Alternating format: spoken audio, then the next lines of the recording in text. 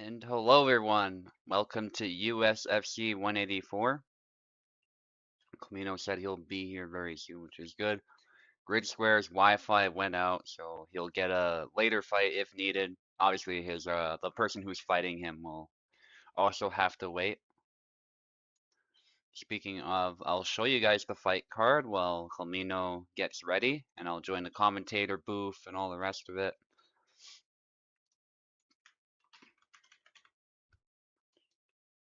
Just sending you the link, Camino. There's no rush. Join when you can. Not gonna lie, it's a pretty awful day outside today.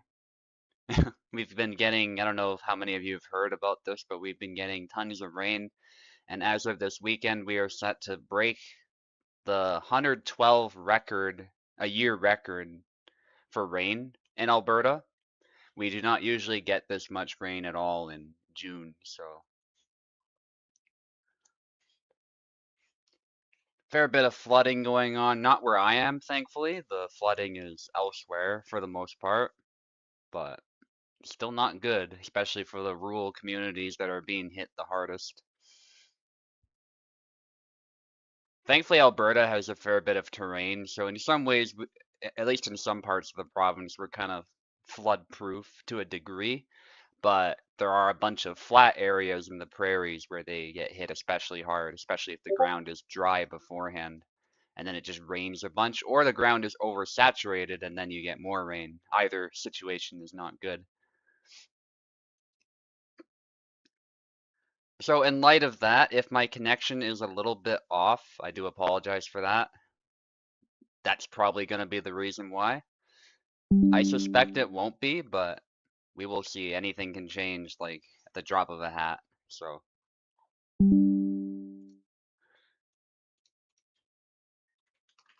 I was actually going to have somebody else host it, believe it or not, because I was going to go camping, but camping in this is just awful, so not going to happen. But there will be a USFC where I will step away. I might do the matchups and do some of the work in the background for whoever's hosting, but somebody else will have to stream it and host it. But I'll let you guys know in advance when that happens. I will not let the USFC die. Certainly not before 200. We're getting closer and closer to that milestone.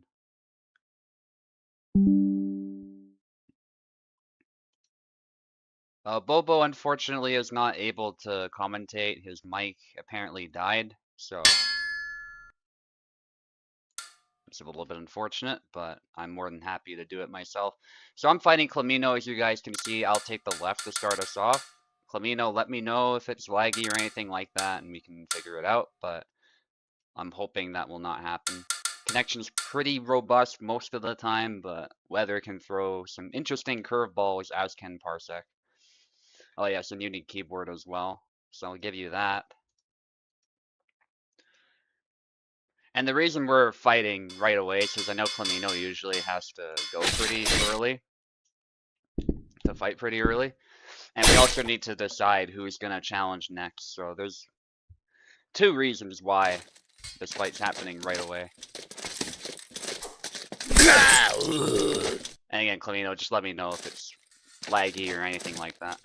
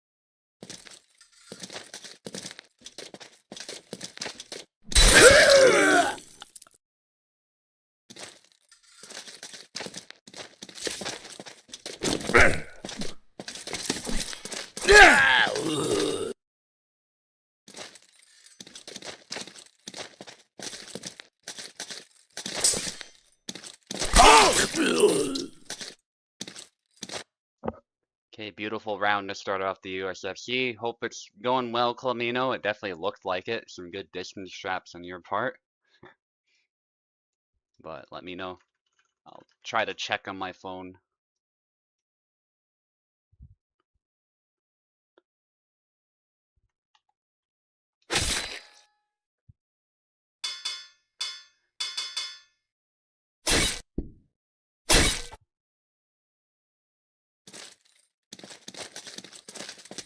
Samuel, okay.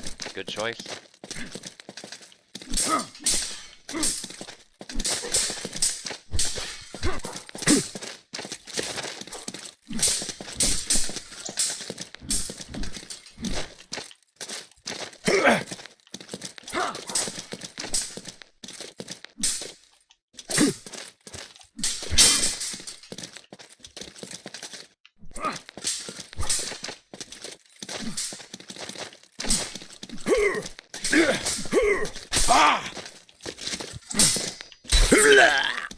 Nice.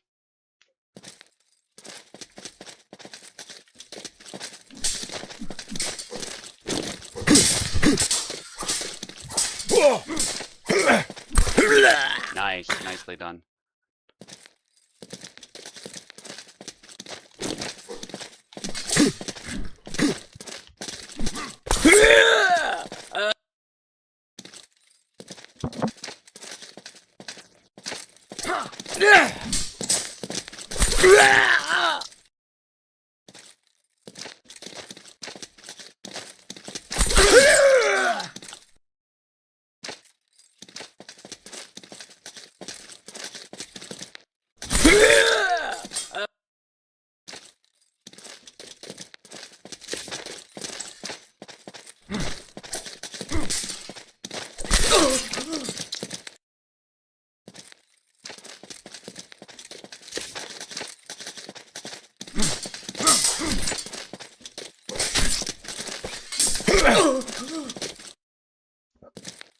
Bit unlucky there.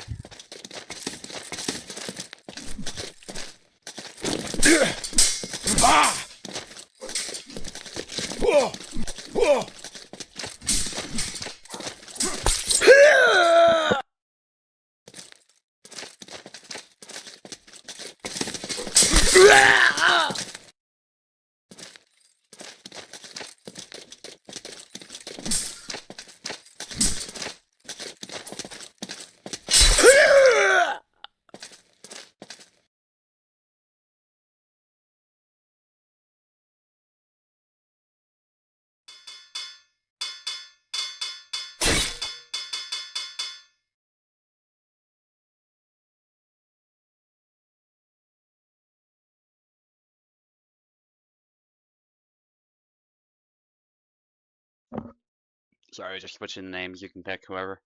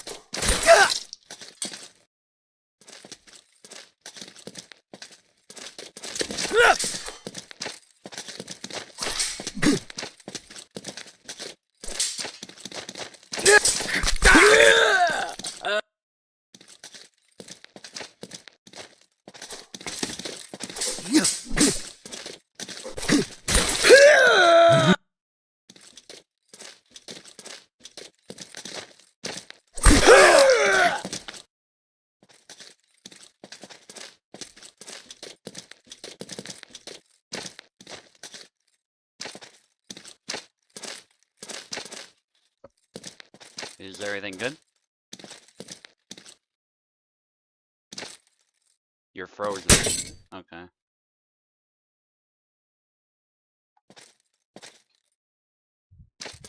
Smooth so far up till now. You're good? Alright.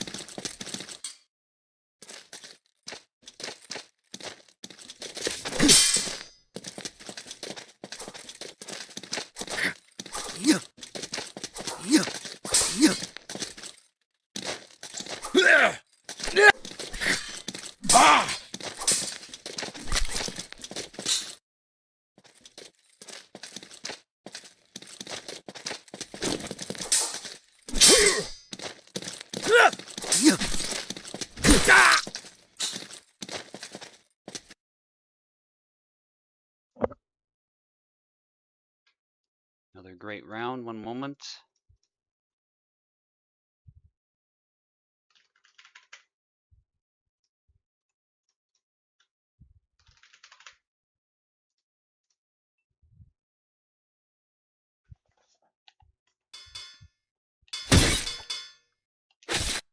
Gotta try it once.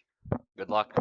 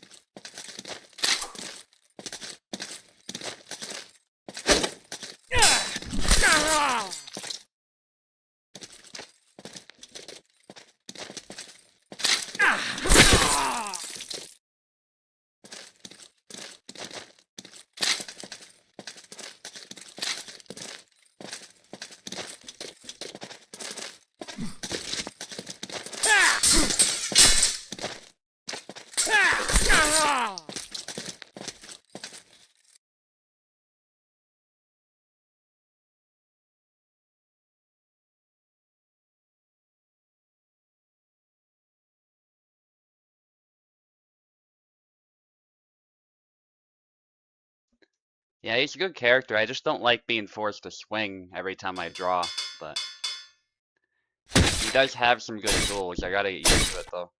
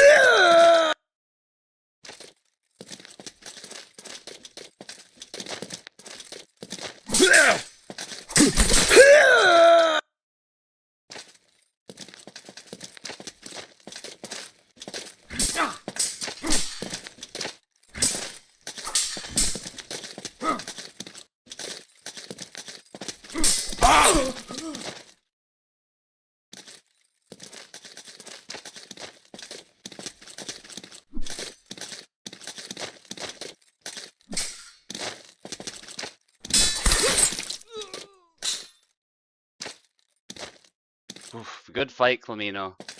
You definitely deserved your place as a champion contender with a performance like that.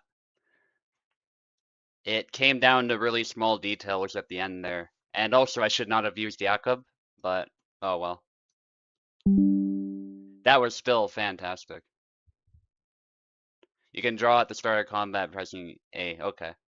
Spamming it. But GG, that was fun. Enjoyed every bit of that. Even the Jakob, I still gotta practice him. I haven't practiced him much against players. I've only practiced against the Sam boss, actually, so. Gotta work on that. He's not the same as Bara or Sam or any of the others. He's a lot more of a zoner, I think. And the small sword was terrible against Sam, at least in that flag, but who knows.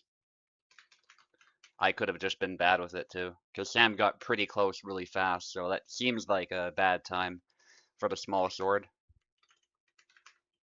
You do not want a heavy saber like that swinging so close to you.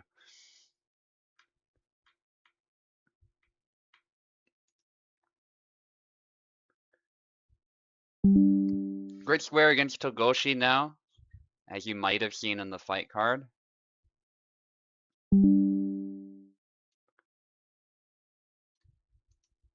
Yeah, the game capture is working fine too.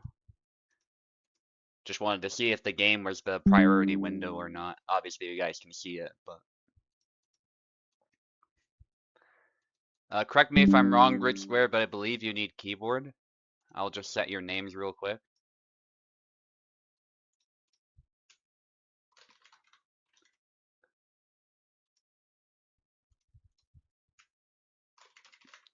Now, these two haven't fought in the USFC, certainly, from my understanding, so.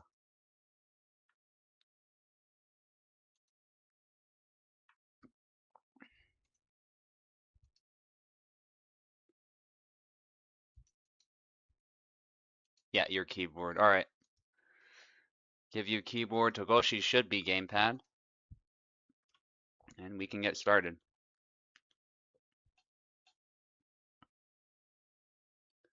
Yeah, so Grid Square left, Togoshi right, if you didn't hear.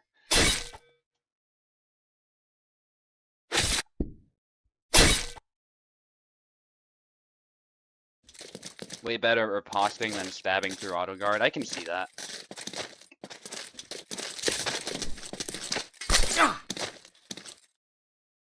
And I imagine the reason why that might be is because when the blade tracks thrust, I guess it has more mass than the small sword, so the small sword is easily knocked aside in the game. We know that's an issue rapiers have had for a while, and sometimes it still is a problem they have to deal with. It's like an inherent disadvantage, but the rapier at least has a bit more mass, so maybe it has a higher chance of blasting through anyway. Whereas a small sword, at least with the accuracy buffs rapiers have now, whereas the small sword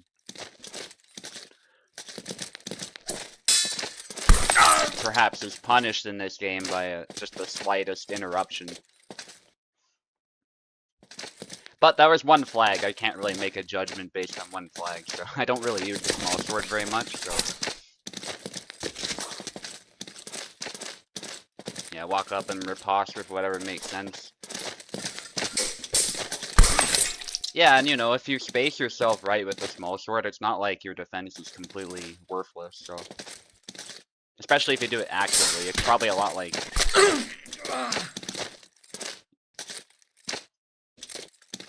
how Yendrick has to play distance.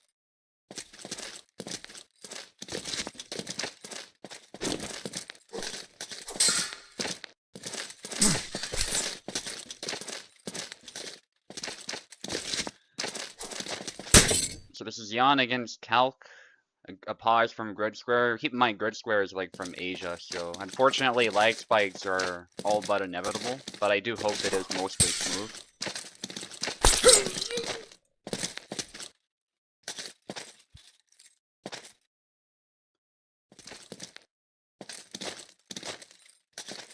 And a good analysis, by the way, by Plebeian there, saying I ended up going back to a sniping game instead of exchanging. Of course, Flamino was doing a good job of forcing exchanges anyway, but my goal was to punish, in the end there especially, like any overextension he would make.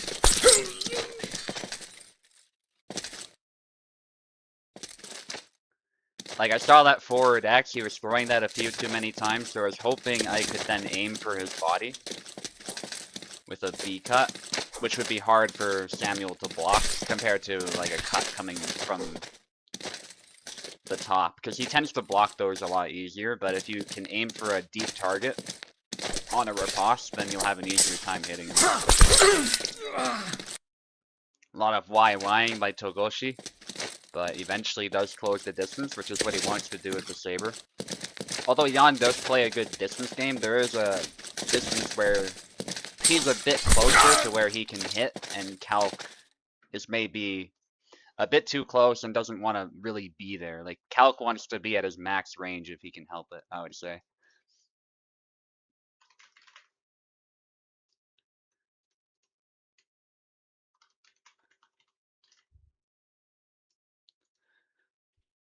With my victory, by the way, I will be challenging next for the champion belt.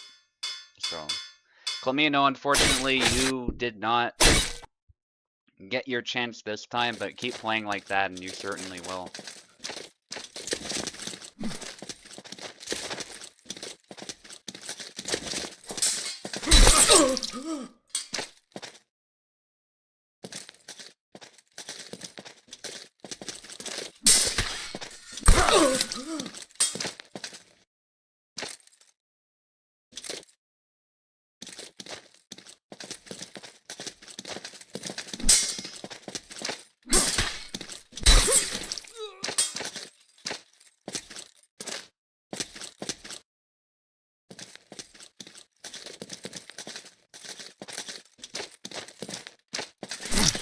Nice thrust there.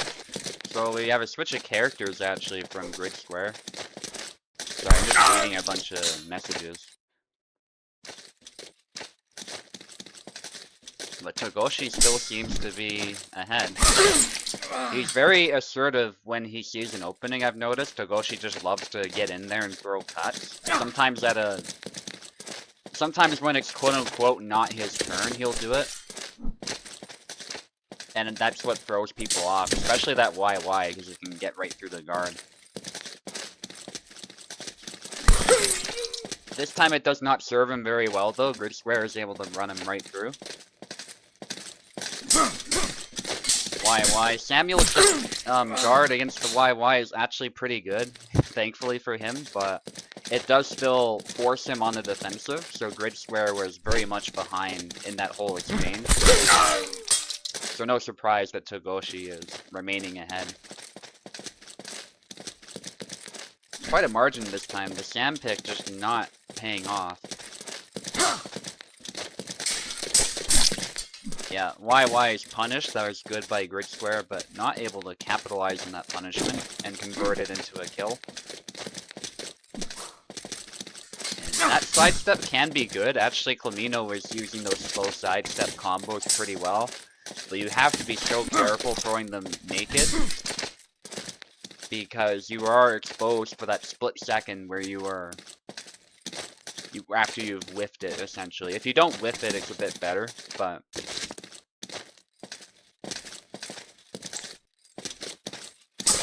Togoshi again with the YY, but it looks like Grid Square has found an immediate response to that.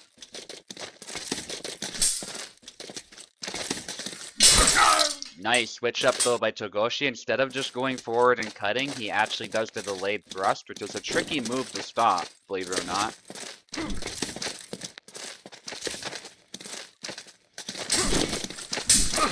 Nice, and he goes low this time when his opponent was blocking high. But there's a stab. Togoshi may be a little bit too aggressive still, but I do appreciate it all the same, especially being up flags. It's good to apply pressure. Grid Square is able to stop him again, but not able to kill. And there's a bit of a lull in the fighting as they both stare at each other. I hope it's not lag. Grid Square can't move very much, so there's not much for offense he can do anymore aside from riposting. So it's on Togoshi to try and close in, and unfortunately that opportunity was wasted, as it was a double. for Grid Square, it was kind of wasted too. He got a couple hits, and these things happen in the chaos of a fight. We got another double. Haven't seen a whole lot of doubles lately, actually. There's a stab. Grid Square starting to make a comeback.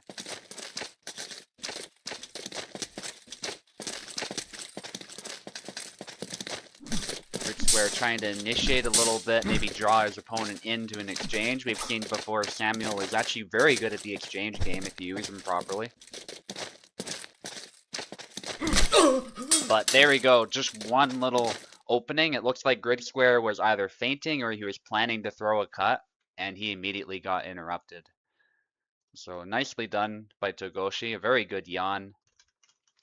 And I like that Togoshi was mixing up the moves too. He wasn't just YYing, he was using that as sort of his base to attack from, but he was switching it up once his opponent got used to it.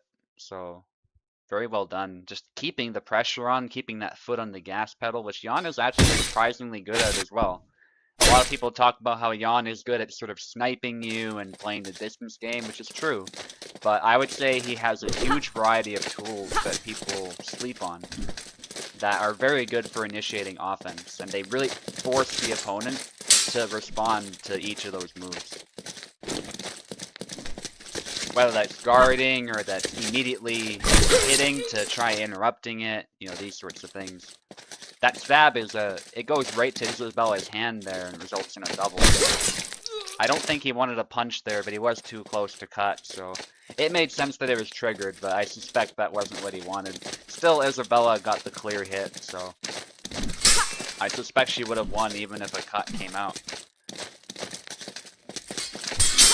Although on paper the longsword does enjoy a reach advantage on the saber, you can see that Yan's saber is both very long, and another thing is that Yan doesn't square up his body. He extends his hand out a lot, so actually the reach difference between these two is not so great. It's a case where they both have moves that can outrange each other. It goes with the Y thrust, but it doesn't work. Grid Square is actually a pretty good Isabella, so the pick is actually not super surprising. He often switches to Isabella when Calc is not going so well. And we might see the makings of a comeback as Grid Square with 4 flags.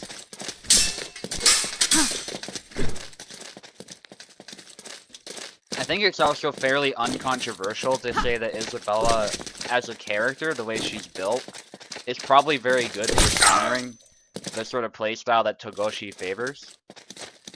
Just with these simple counters that she can pull off and her solid guard, certainly in the center. And so playing this sort of linear, aggressive game, sometimes it can work on Isabella if you can hit the head, but a lot of times a good Isabella will shut you down.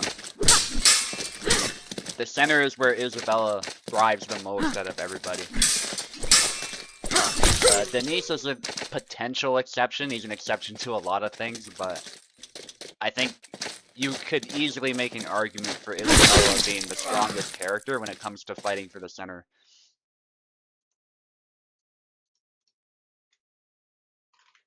So very well done by Grid Square. A very good, intelligent, I would say, character pick.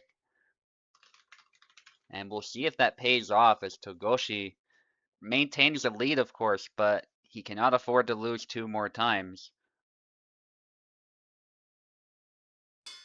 So will Togoshi make a switch is the question.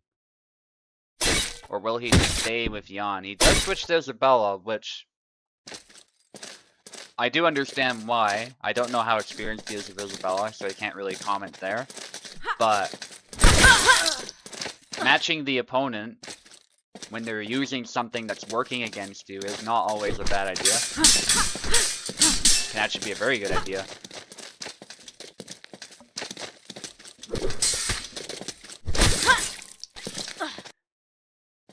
And you know, the fact that Isabella does such a good job at fighting to the center can actually help Togoshi with his fighting style, I think.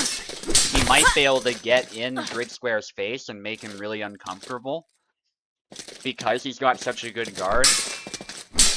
And so we might be surprised by how well this pays off. To hit Isabella, oftentimes you have to aim for her hands or you have to attack her flanks, especially the side of the face. Or you can obviously punish mistakes too, but very often those are the two major areas you're trying to hit. But Isabella has a whole ton of moves, so to actually apply that theory to the fight might be difficult. Because again, if you try attacking the flanks, well, here's a snap cut for you a lot of the time with an Isabella mirror. So you have to time it right.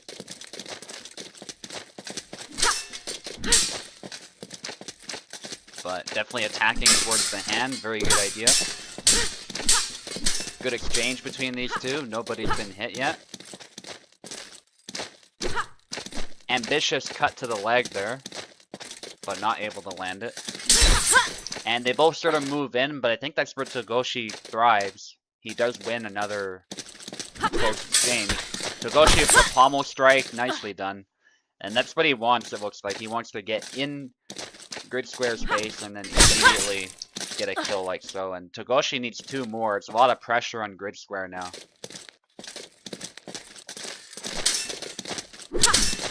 As I say, it is a fight with swords. It is not a sword fight, so punching, pommel striking, grabbing, all of it is legit, if you can pull it off.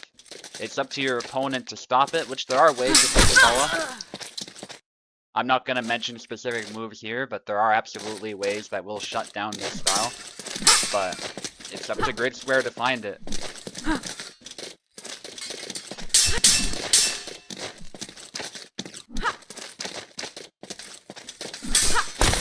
Nice combination by grid square, getting creative here to stop Togoshi and attacking the side of the face, like I was saying. That's a really good target, especially if Isabella is overextending. And it will at least guarantee that you get that kill, whatever happens. Certainly with that cut. Ooh, and the upcut gave up control of the center just enough for Togoshi to immediately walk him down and Y cut.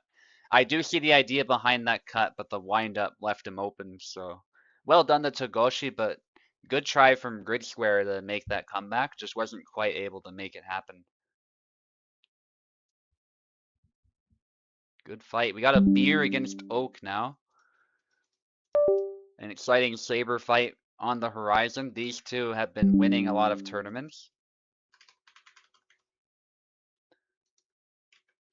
A beer obviously newer, but at this point I would say he has the skill of a veteran when his head is in the game, so he is more than capable of making this a Hall of Fame fight. Yeah, the Isabella mirror is really grindy, but sometimes, you know, an Isabella can switch up the rhythm or just go all in. And we've seen even Venator sometimes in the Isabella mirror can get surprised by that, so I like that he applied his style to the character. He didn't change his plan so much, he just changed the tools that he had to work with.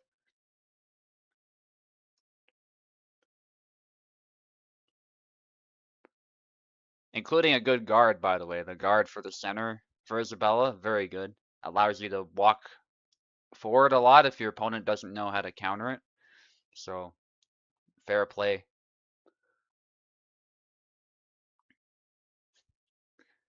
Yes, I'll edit the fight card while we're waiting. I'll just put myself at the top since I'm fighting the champ.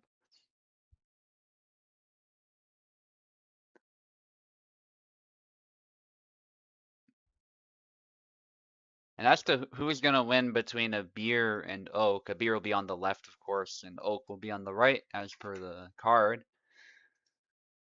Like, I'm not really sure who's going to win this one. I think there's a situation where Oak utterly dominates if a beer's head is not in the game, but if it is in the game, I think it's a complete toss-up. It'll be an exciting fight, I'm sure, regardless, but Oak has a way of being really precise with Yazuk, and if you're not prepared for it, the flags can suddenly accumulate for him really quickly.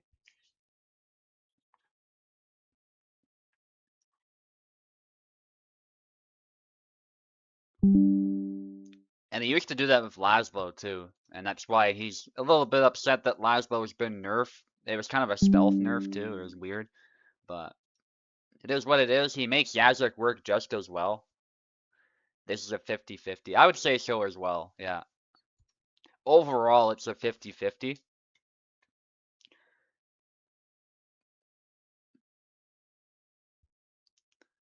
It's sort of the new blood, high-speed, pressure gameplay that a beer brings versus the precision that Oak brings.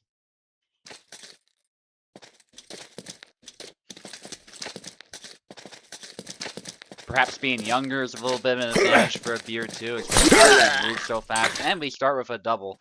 As far as these two characters, it is also quite 50-50, I would say. Yazuk and Bara move at pretty similar speeds as far as their cuts are concerned. And actually their sidesteps are both really good. Bara's are more explosive, but Yazuk's also cover surprising ground. And they're very tight. Tighter than Barabash's sidesteps. So sometimes I would say Yazuk's sidesteps are actually superior if you use them properly. But it all depends on what you're trying to achieve. Nice low cut by Oak to get past the guard immediately when a beer was not prepared to stop him. I don't think he expected that at all, and now he's limping. There's a YY from a beer. And wins the trade there, which made sense. A beer got a body hit after getting tired, which lowers his damage. And Oak was able to hit the head.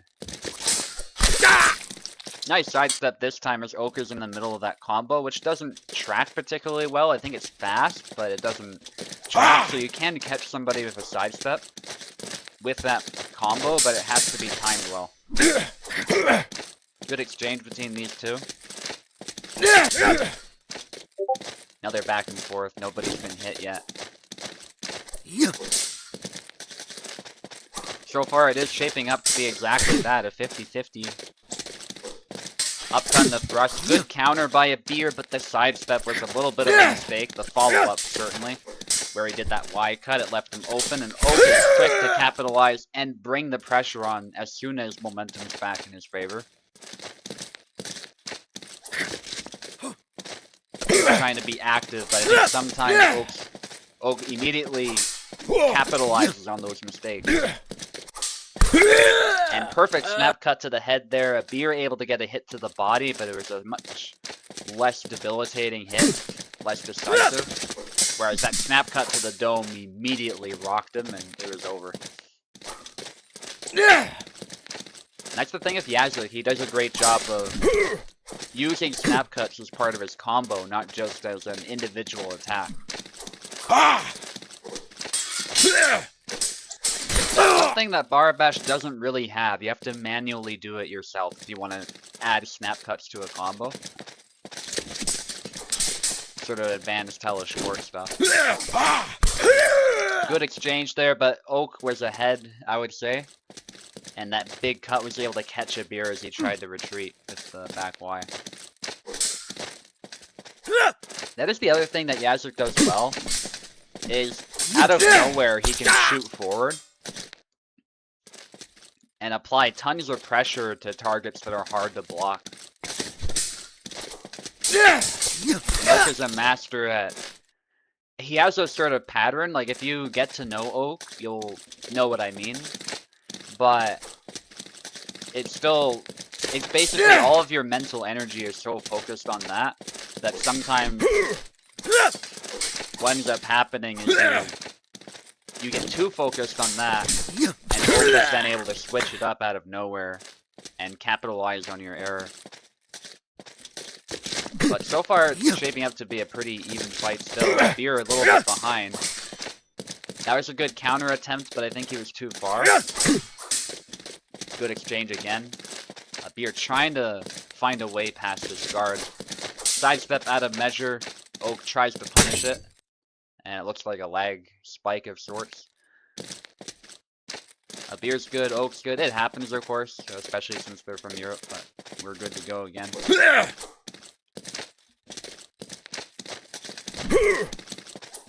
for the leg, going for a sidestep of Beer. But you can see that Oak is taking more and more of the arena, despite the fact that a beer is staying alive. So I would say Oak is ahead so far. And there we go. The pressure is a little bit too much for a beer as he throws a wide cut and gets punished.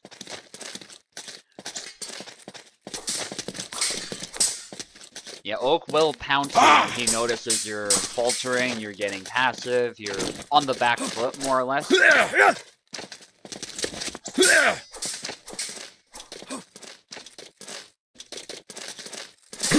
And it's not that Abir's trying to be passive, of course, it's quite the opposite. It's that Oak is exerting tons of pressure on him, but he's able to come back alive a little bit, and Abir does get a flag. That's what I mean when I say being passive can be a weakness. If you're behind the whole time, it doesn't matter if you're defending all the cuts, it means you are behind the entire fight. And that means your opponent's controlling what's happening, and is the one essentially presenting all the threats. So at some point, if all you do is defend, you're gonna slip up and get hit. Especially against active fighters like these two.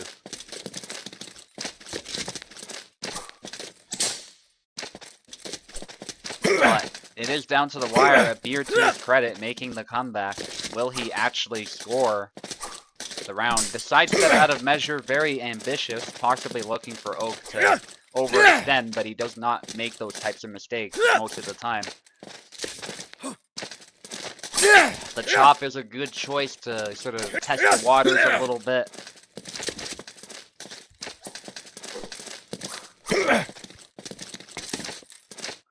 Yeah, Abir definitely not wanting to make a mistake. Oak wanted that sidestep. You could tell he was ready for it and wanted to immediately capitalize.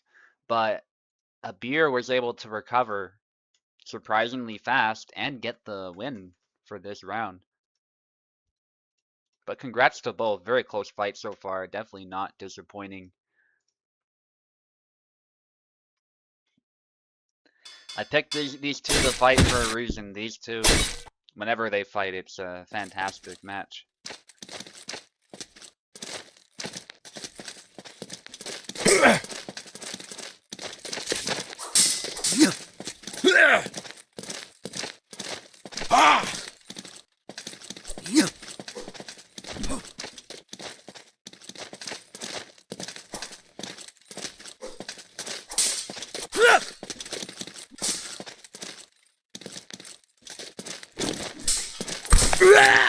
Nice by Oak.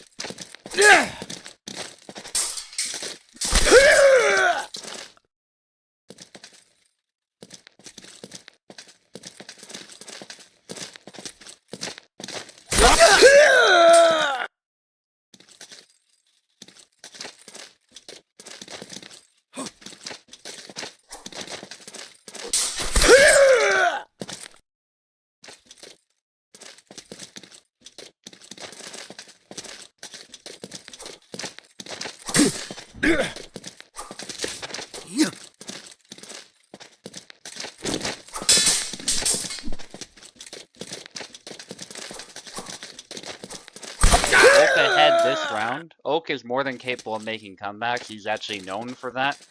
An opponent can even be ahead by literally 6 flags and still Oak can find a way to make a comeback. And it looks like he's chosen the next round to sort of reset. Maybe not intentionally. I don't think he intentionally gave away the round, of course, but it feels like he's kind of locked in after that initial round, and now Abir is starting to collapse. So if Oak can ride this momentum, given his track record, it's going to be very tough for Abir. Nice push by Oak. Pushes are a lot harder to pull off now, but they are still viable if you use them at the right time, especially when, as Oak read his opponent perfectly like a book there, Abir was kind of on the back foot and not presenting much for threats with his cuts anymore, so the push was a great way to sort of open him up quickly when he least expected it, and then secure that hit to the head. But it's not over, it's 1-1. Abir has nothing to be demoralized about yet, although that round, I think, was quite a dominant performance for Oak, it's still very possible for a beer to do the same to Oak. We've seen that happen a lot of times actually in fights where the fighters are evenly matched. They sort of trade which round they choose to dominate. Often what happens then is the last round is where it's equal again. So we'll see what happens here. We might see another even round too, that's totally possible. A beer not looking to repeat the same mistakes.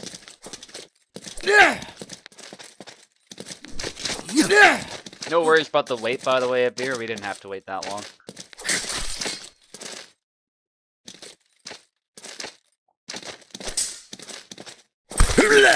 Nice. Oak with that lunging cut.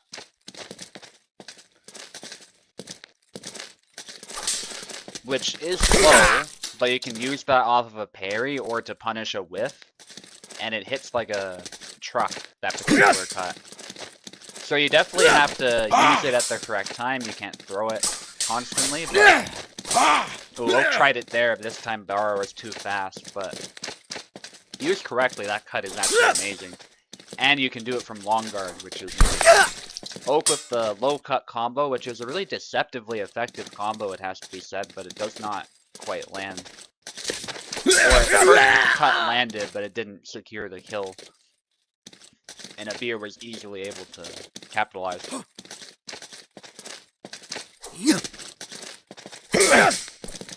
Oak switching legs there.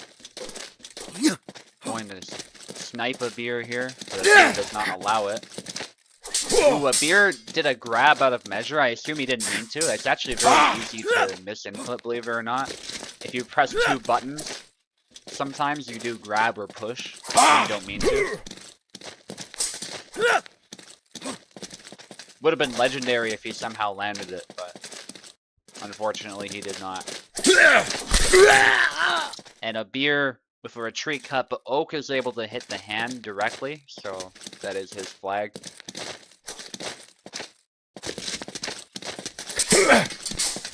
Ooh, Oak on the defensive, that YY, when it works, is crazy good, but when it does not work, it is... it leaves you very exposed, but this time a beer is able to capitalize on that.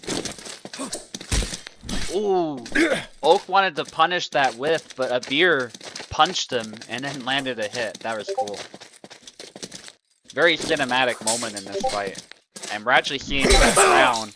It's evening up, so Oak was able to get the... Alright, somebody's pinging me a bunch. Oh, okay. Sorry about that, guys. Some other Discord. I got a bunch of pings from a bot. It'll be dealt with by the mods over there.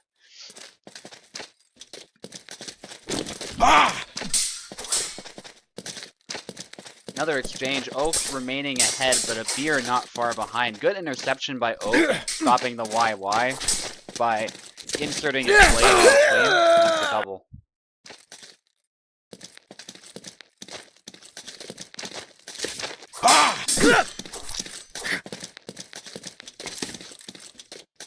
By the way, I was considering doing a chess tournament on Sunday. I might post about that later today. So if you're interested, I'll post the details of how to join, and we can give that a try as well. The interest levels have varied a lot with those events, so that's why I've been kind of discouraged from hosting them, but if we get enough people, I'd be more than happy to give it a go. They actually don't take that long, so as long as we get a reasonable amount of people, which we always do, it should go just fine.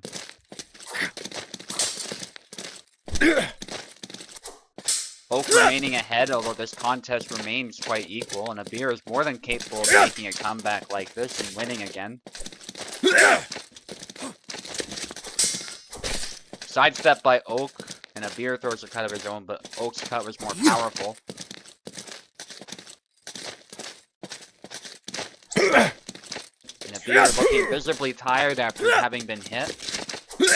Goes for a sidestep. Oak is more than happy to let a beer exhaust himself a little bit. Still applying pressure as he does so, though, which is smart. so Beer feels very forced to respond. Which in some ways he is, because if he turtles up too much, then Oak is eventually going to kill him.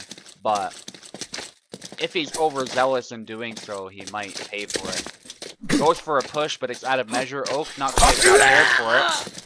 And now has a similar idea, but they end up doubling. Oak moves forward. Nice little hop there. And that's another double.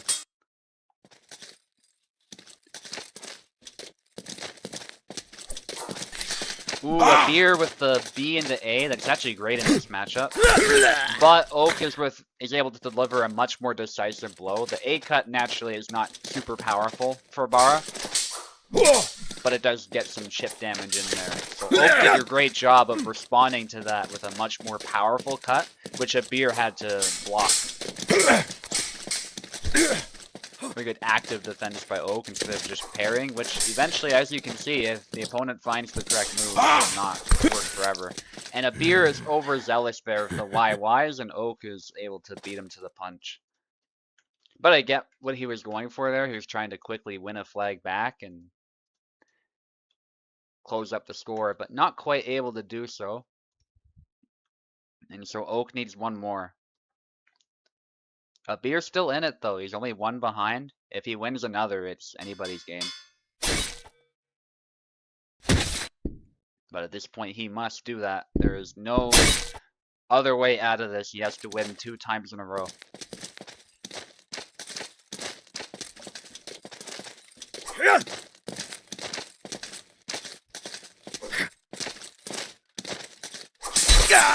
Ooh, I thought Oak was going to land a hit, to be honest, but a Beer was very assertive with the YYs and does manage to secure it. Oak feinting that combo, which is nice. It's a very good way to exert pressure and cut to thrust, but you don't actually have to go through with it. Oak opens his head up a little bit there, it looks like, plus the YY is a very forcing move, so even if he was trying to defend, there was a real chance that he would get through. So Beer doing a good job of applying pressure with it. Nice snap cut there. A Beer not able to quite secure the kill, but he's on his way to doing so. A Beer not ready for that push though. He was caught flat-footed and was not able to respond in time. Very nice by Oak. YY, active defense by Oak, eventually forces the double. I think that was the right call. The worst that could have happened is a double like that, and the best that could have happened is Oak gets away and counters it, so. A Beer has to be very careful trying to force the YY naked. It might sometimes get through the guard, but it's also very telegraphed. Both have been hit at this point, and Oak dashes into that cut. Little bit of a mistake, but these things happen, especially in a high-octane fight like this.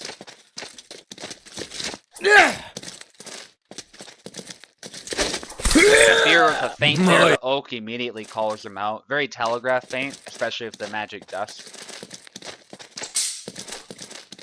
It's not that it's always a bad move, there's a time and a place for it, but Oak was ready for it here. Very good preemptive attack, I would say. I don't even think he was reacting to it per se, I think he was just sort of reading the fight and inserting an attack of his own at the right moment. In advance. But a Beer ahead in that exchange and naturally does win it in the end. Oak is not able to defend in time.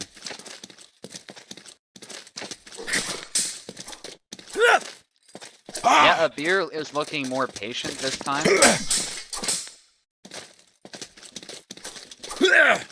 Definitely quite possible he'll come back. They clashed swords there, but nobody got hit.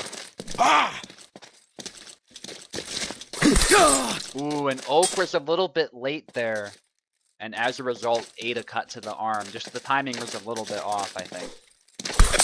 I do see the vision behind what he was doing, though. If it did work, it would have been beautiful, but wasn't quite able to do it. Beer goes low, and Oak immediately cuts the hand, but a Beer also immediately follows up the leg cut with a hit to the head.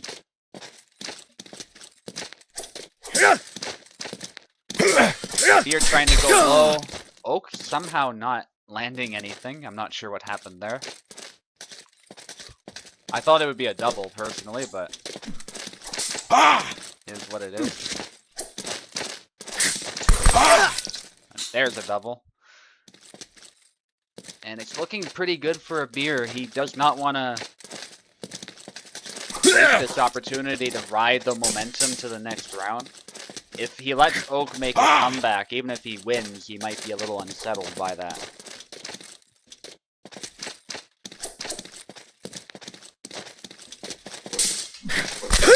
But there's one for Oak. Oak can still win it. Then the more flags Oak scores here, the better for him, obviously, because not only can he win, but if he scores like 2 more, it might affect the beer's morale a little bit. So, even if he doesn't win right now, it could be important. Especially as he figures this one out and figures out ways to counter him, so. Pressure on a beer to stay in the match, that's how important this flag is here. A beer going for the kill, and I appreciate that, but Oak was of course ready, resulting in a double.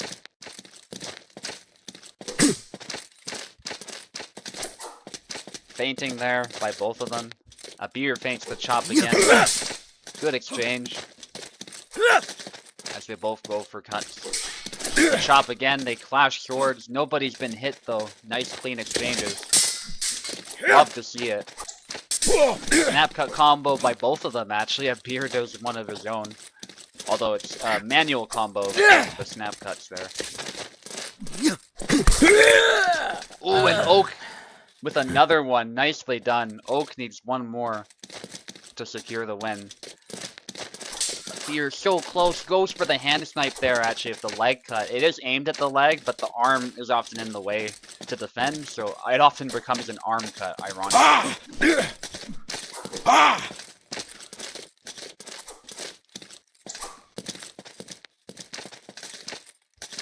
Yeah, so this is not where a beer particularly wants to be, I think it's fair to say. But he does get the sidestep. He does clutch it in the end there, meaning we are at 2-2. This fight will decide it. Beautiful sidestep by a beer. I apparently cannot spell Oakenlich for some reason. I am being pinged some more. What is going on?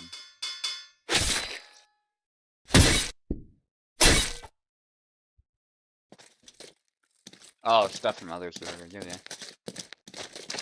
This time not the spammer. It's something else.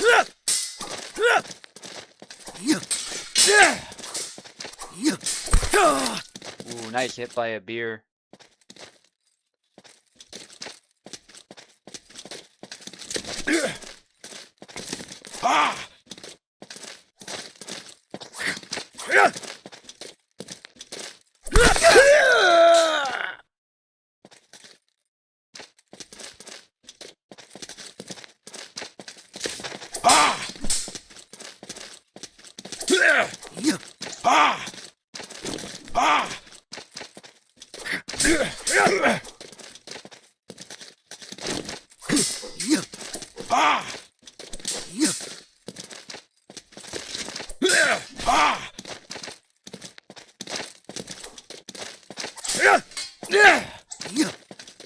Okay, a beer.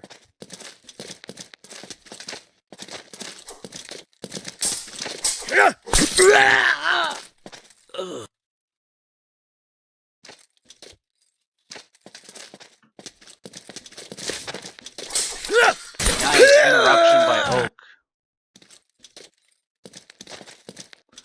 And Oak is ahead by 1, but a beer still making it a fight. It is by no means decided here.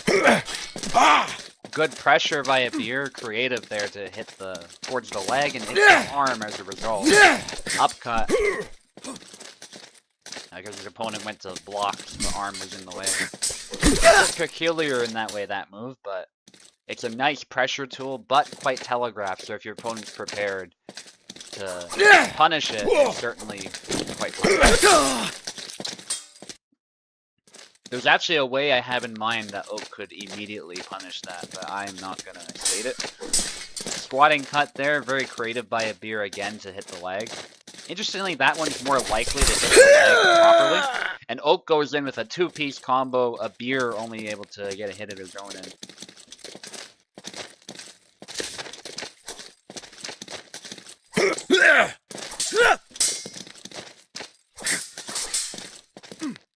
Good exchange again.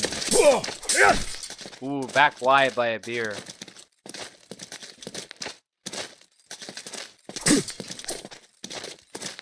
Feints there. Nice sidestep, but Oak is quick on the response there to hit him again.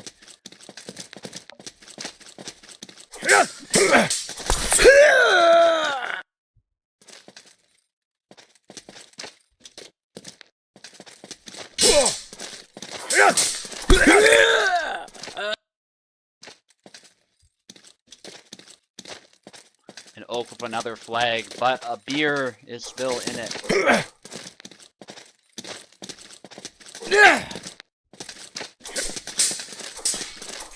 Ooh, nice hit by Oak. This could be huge, especially being ahead in flags.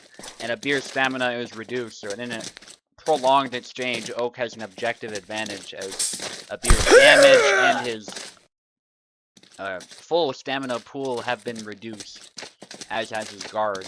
And there we go, Oak is able to get a hit of his own, and it is definitely in Oak's favor at this point, but I would not rule out a comeback from a beer. A beer with the sidestep, throws it naked there, which is risky, but does not get hit. Great follow-up by a beer, faking the sidestep this time, and the B cut trades favorably. That looked like it might have been a double, but it was a beer's. A beer's hit was a little bit more powerful. And if a beer tightens up, still could be a very close round. And even his victory, I would not rule that out at this point. A beer needs to keep fighting. And he is doing just that, the B cut. If that snap cut had hit the head, I do think it would have been Oak's, but a beer was able to get a good hit of his own in, thankfully for him. And Oak really wants to end this soon, but he might be throwing it away a little bit in his attempt. Upcut there, if that hit the arm and a beer overextended, that would have been bad. So very good preemptive move there by Oak that a beer did not fall for. Feints by both of them. A beer feinting the sidestep. He knows he doesn't want to just keep throwing the sidestep randomly. He wants to time it. He wants to threaten it, but not throw it all the time. There's a double. Oak is quick on the draw with that combo to secure the hit.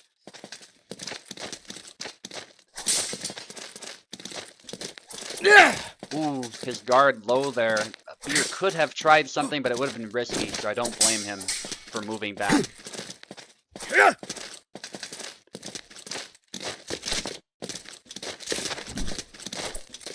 Ooh, both trying to hit each other's hands, but nothing burger for both of them. Chop. Not able to hit. Oak also looking for that hit.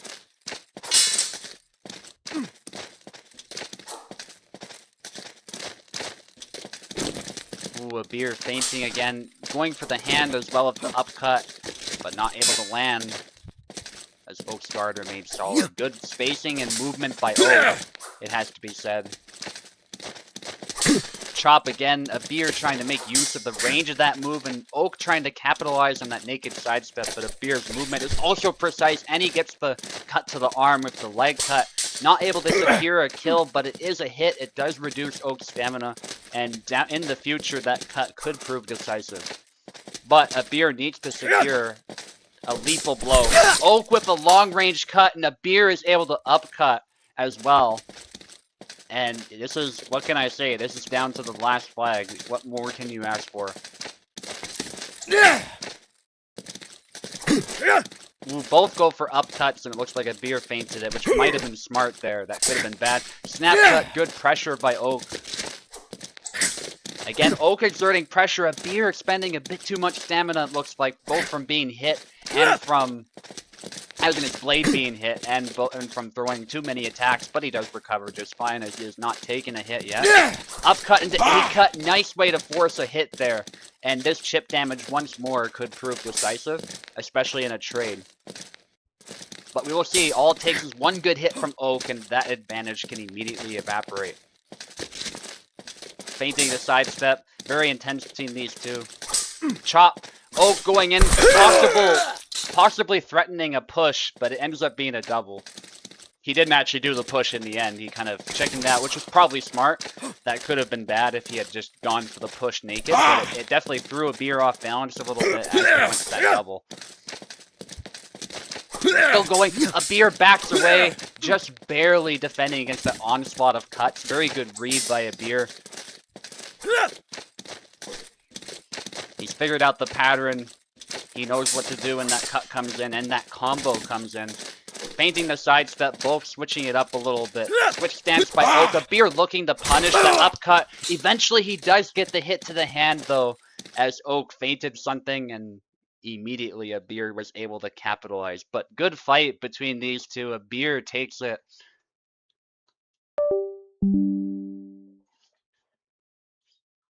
Excellent from both fighters.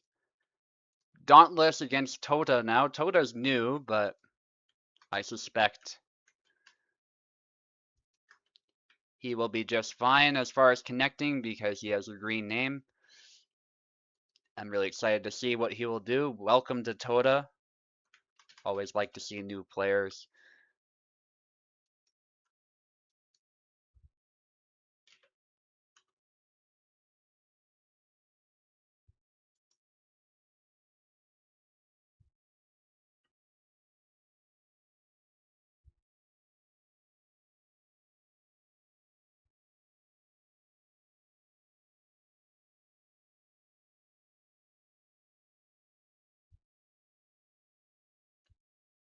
Okay, hopefully Dauntless and Tota are available.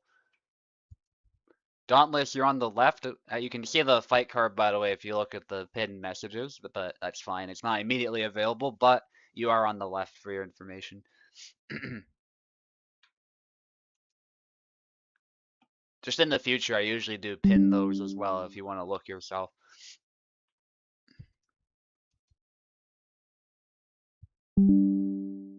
I'll also let you know when the fight happens too. Waiting for Toda. If not, of course, we can go immediately to Radzig against Plebeian. After that, we have Max against Bobo, actually. We switched this fight up a little bit at the request of some of the fighters. Platypi against Info, Castar against Apostle, and I'm going to fight the current champion in next.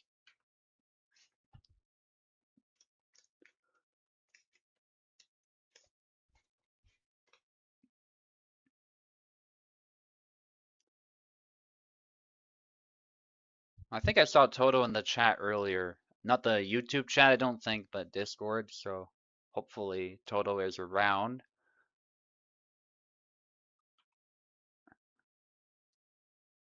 Or is it Toda? Toda. I think I called him Toto. Keyboard for you, yeah, of course.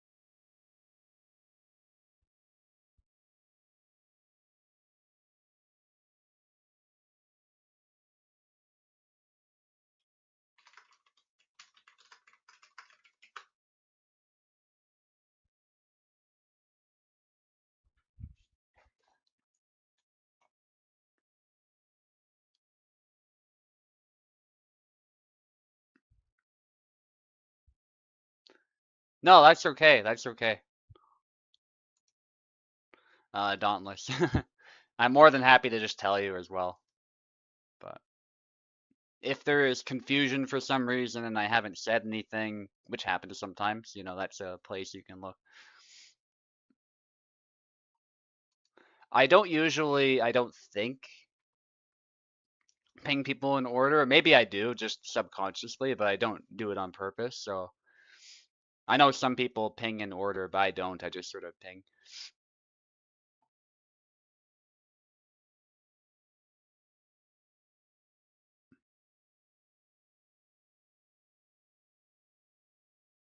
Uh, so Toda is not here, I don't believe. So we're gonna skip this fight for now, if that's okay with Dauntless. We can get you somebody else if needed, but for now we'll go to Radzig against Plebeian, I think.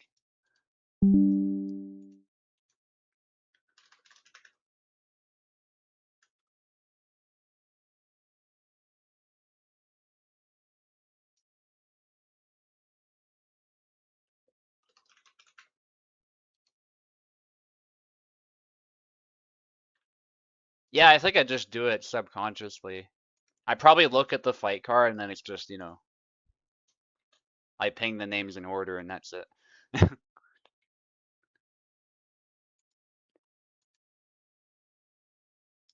Yeah, sorry, Dauntless. If you need a fight very soon, though, we can always grab somebody either from the fight card or, you know.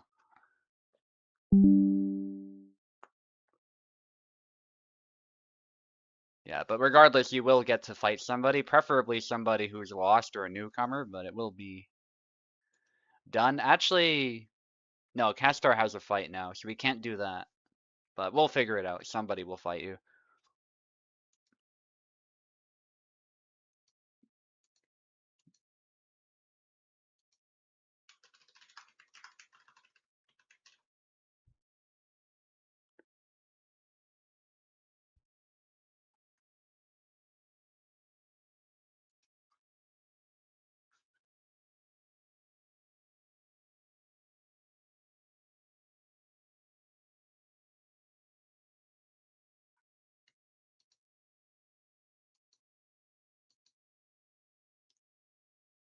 Bonk with the full kosh, yeah. Which is a weapon you can use in half sword, by the way. That pretty much that exact type of axe head is in the game. Because believe it or not, the Fokosh axe head has been around for a very long time. So it actually was around in the 15th century, and I think even earlier too.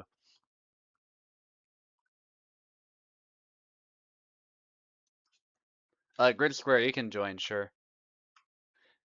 Max, I'm gonna let Grid Square commentate, if that's cool.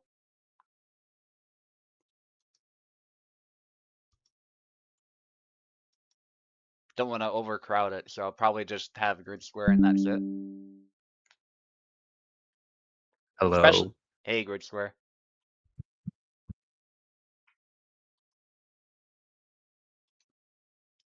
All right, I'll let you in the parsec as well.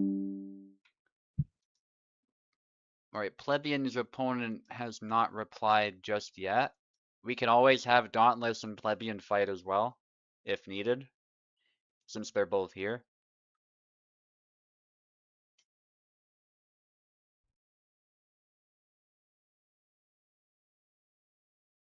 Ratzig and Plebeian. Well, I only know Plebeian plays Gera, but Ratzig has an arsenal of characters to play. Mm-hmm.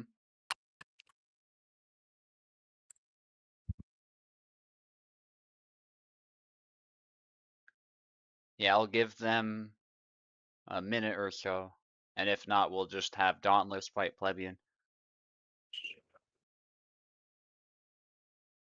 Sick from sleep deprivation. Yeah, that's something people forget actually, is when you're sleep deprived, your immune system is not what it should be. So random infections or just feeling awful in general, you can get sick really easily.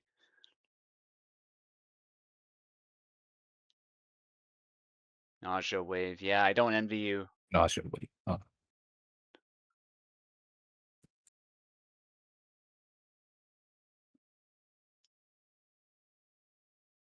speaking from experience, stimulants are not a good cure for sleep deprivation. No. They're at best a band-aid solution, if that. Arguably, they're not even that long term, but yeah.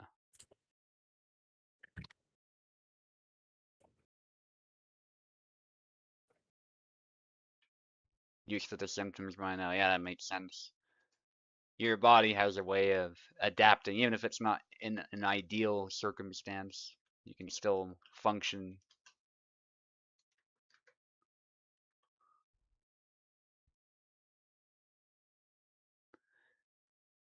There is a thing called lethal insomnia too, which I would never wish even on my worst enemy.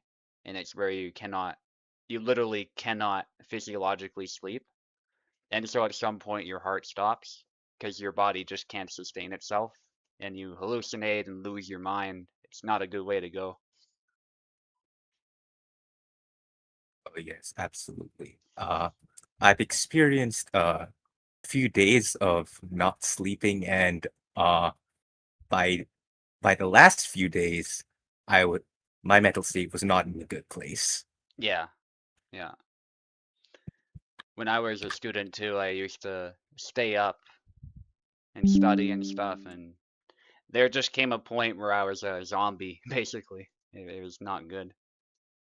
I was falling asleep sometimes and not even noticing I was falling asleep too, which was fun.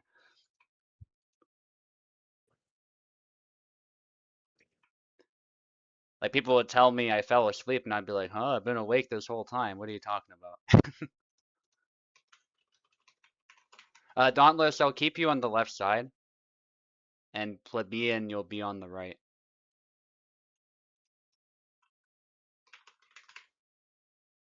And I'll give you a keyboard again. So let me edit the fight card as well. You guys can't see the live edits, but I'll post the results later.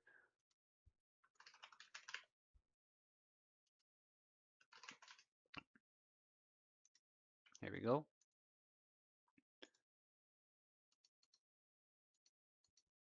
You're all in. Glad the internet's holding together actually pretty much flawlessly so far, with all the rain and storms we're getting. Dauntless with the Yendrik and Plebeian with Tarnowski. Yeah. Nice hit. Yeah. Showing us the Yendrik's power quite a of dangerous. Tarna. Yeah. Yendrik's a dangerous character, considering that their attacks can bypass auto guard, since his axe isn't, there's a projection, and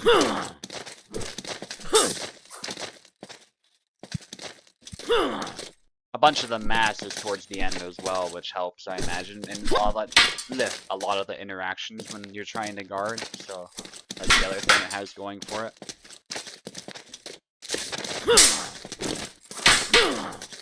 but Tarnowski, unlike many Saber characters, has a good much better hand protection. Yes. Since there's a half clamshell and other than the knuckle bow. Yeah. Yeah, 100%. And he tucks his hand away a lot of the time too, with his guards and stance switches.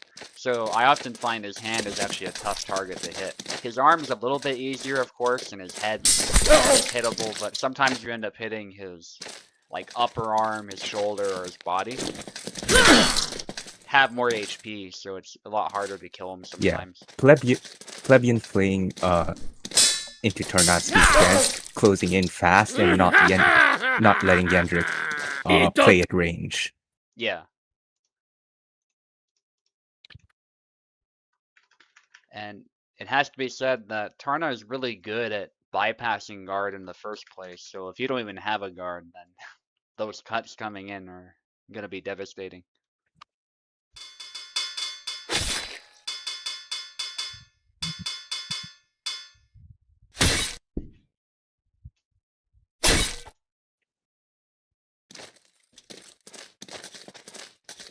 Let's see.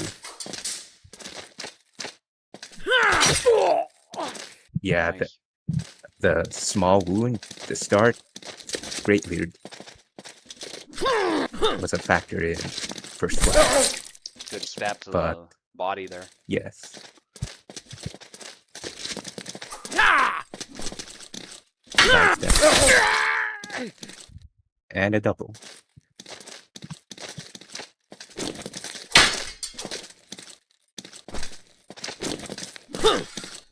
Oh yeah, info or Able- was it Max? I don't know which one, but one of them suggested stick drink. Believe it or not, stuff like lemon, like citrus, but it actually does have an effect on you that can wake you up a bit and ease some of those symptoms. So it's actually a pretty good idea.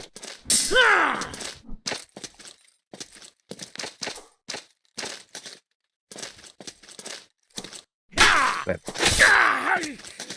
Nice. nice. Looks like Dauntless is able to start setting up an offensive of his own. And so Plebeian is starting to have a bit of trouble, but he does get a flag right back. Now it's looking a lot more even. Indeed.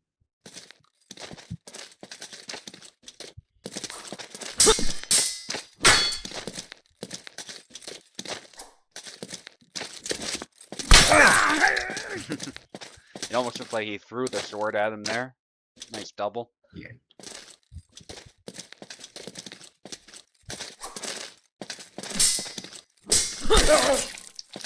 Nice. Love those leans from Tarnovsky. Allows you to really whiff punish people who overextend. Nice. Plebeian is just constantly finding opportunities to just punish.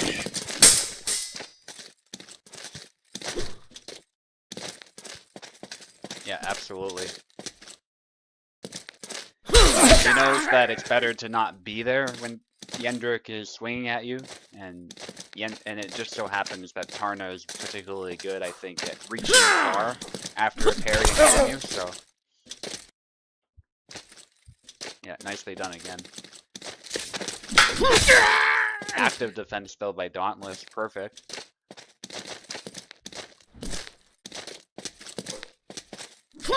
Forward.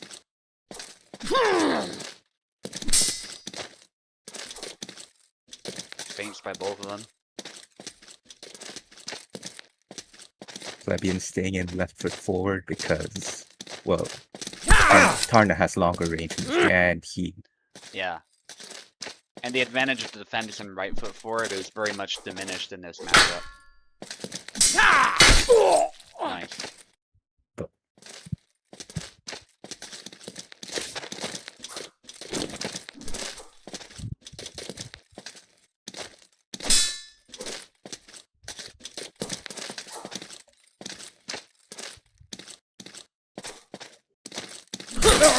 Nice. Closer And match. Plebeian takes this flag. Yeah.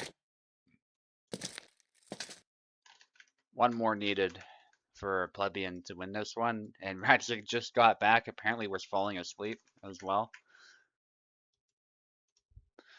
You will have to wait, I'm afraid, because your opponent, your new opponent, is not around. But we'll get you somebody to fight, since you're here and the other guy isn't.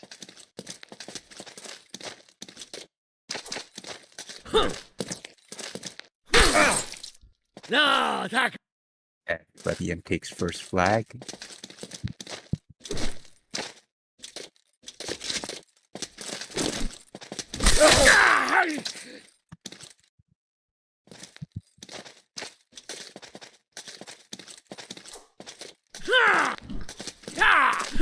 Big slashes by Plebeian. That whiff was a little unfortunate, but Dauntless not able to capitalize. Nice.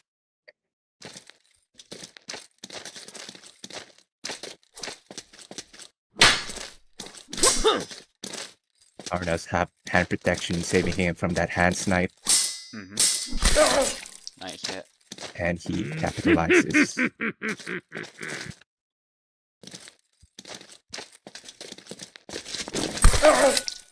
Ooh. A dash and forward cut, Yeah. just countering Yendrik's forward dash. Yeah. Nice hit. Not able to follow it up, but a good try.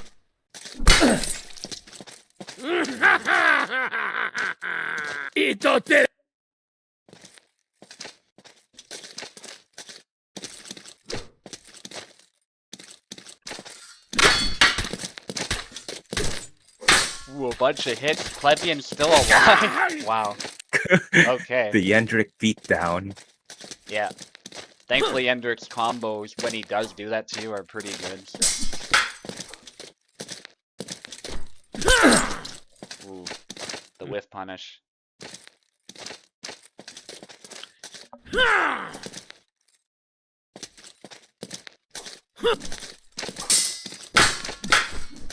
Dauntless trying to make some offense happen, but a little too far for those moves. They get tied up. Plebeian gets it though.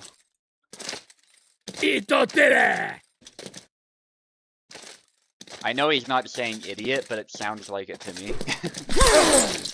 No, tak myślałem! And score goes to Plebeian. Yeah.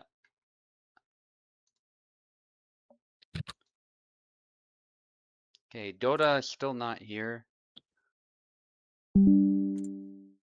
So we will go to Max against Bobo if we can. We'll do a similar thing to last time if one of them's not here and get Radis to fight.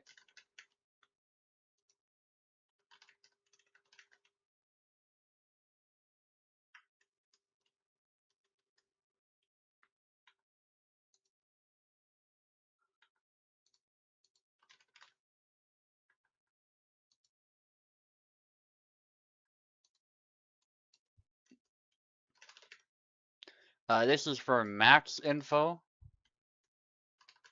just so you're aware.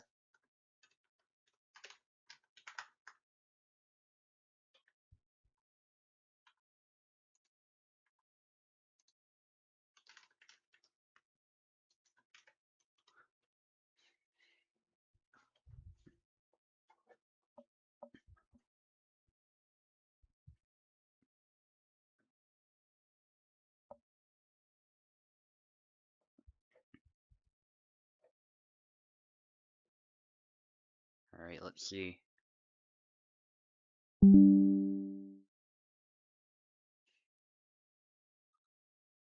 There's Bobo.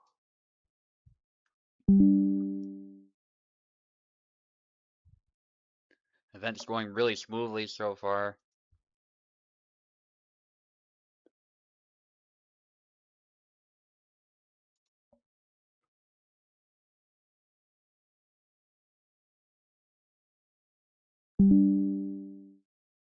There's Max. Okay, I'm gonna head off for just a little bit, but I'll make sure the fighters can actually play first. So Max will be on the left, and Bobo will be on the right.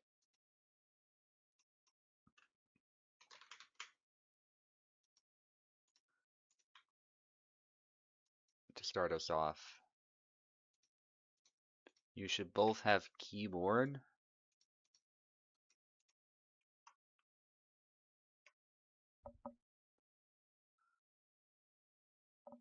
A lot of people falling asleep. Or just being tired in general.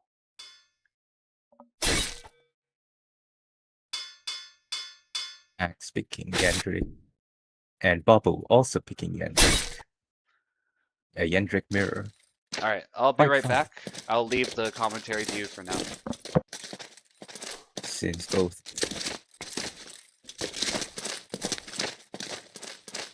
it's the battle of who attacks first and attacks best.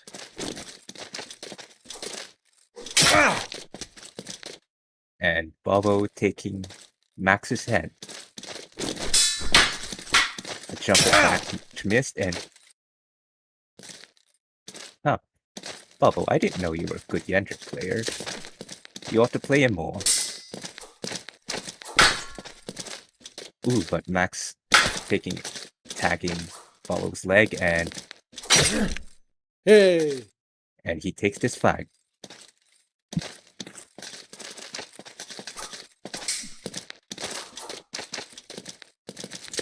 Exchange of blows, but no hits. Max comes. Oh, but both of them are stunned, and Bubble takes this flag. Bubble coming in, Hey! but misses, and Max capitalizes.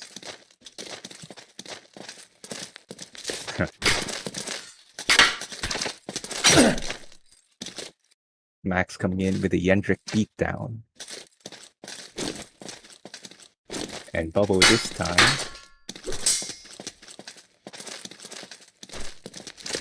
Bubble using the high guard, and his high guard attack makes the hit. Takes his head.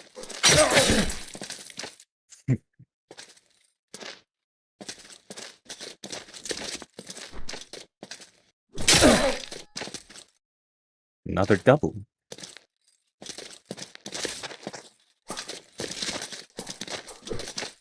Bubble attempting that dash attack. And he hits Max well after, in the middle of his, after the dash quick. Bubble taking another flag from Max. Will this be the last? And it is. Amos!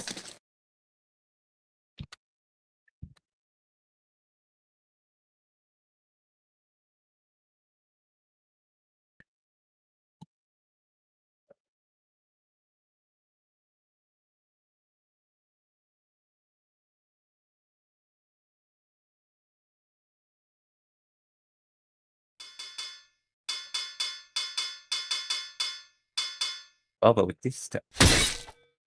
Oh, the Jeremiah. Hmm.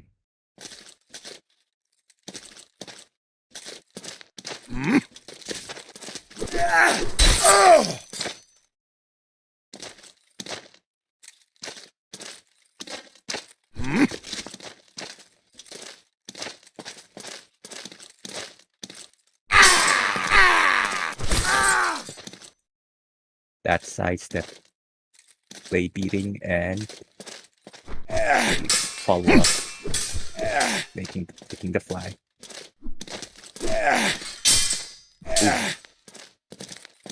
Ooh. Interesting.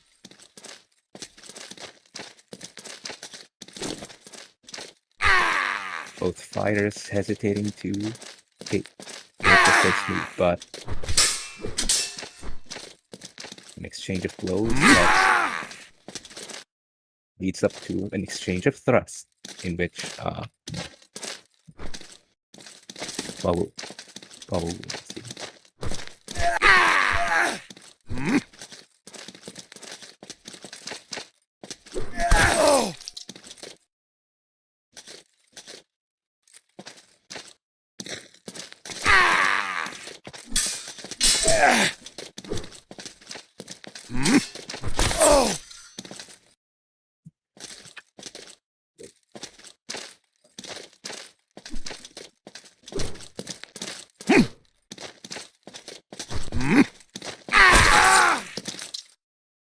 Of course, Bubble being the more experienced Jera player, taking up more flags, but Max has been on the server longer than Bubble, I believe, but ooh, nasty thrust to the face there. Will this be the last? And Bubble takes this flag.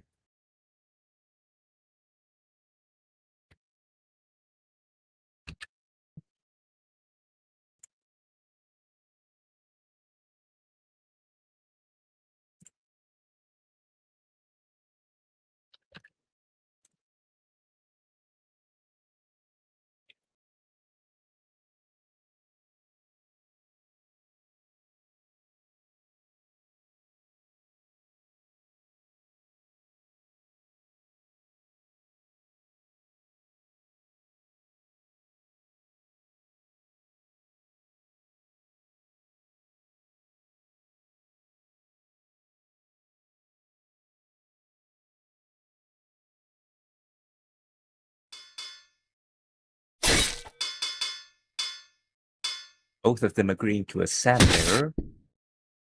In which case, Sam having Sam be his main, and Bubble, well, I haven't seen Bubble play Sam, but will using his main be Max's will be a win for Max.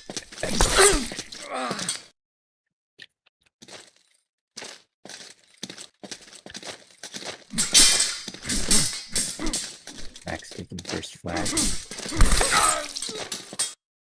And a double.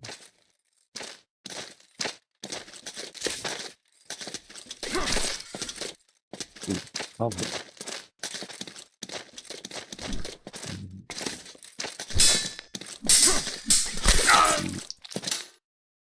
Exchange, parry repulse exchange in which Bubble wins. Alright, I'm back. Okay. Yeah, looks like Bobo's been winning so far. Yes. Yeah. I believe, yeah, Bubble won the last 2 matches. Yeah. The first of which was a Yendrick mirror, second was a Jera mirror. Yeah. Yeah, that was pretty impressive, the Yendrick especially.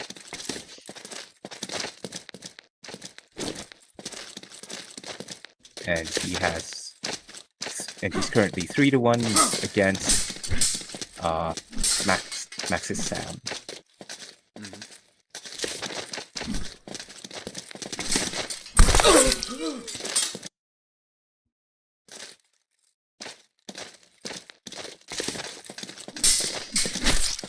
Ooh, nice back line.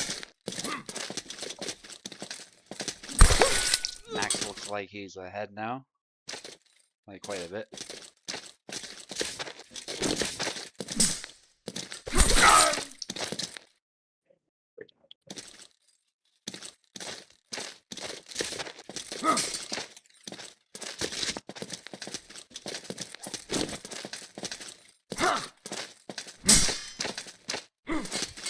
Nice thrust attempt there, not able to land it though. Nice.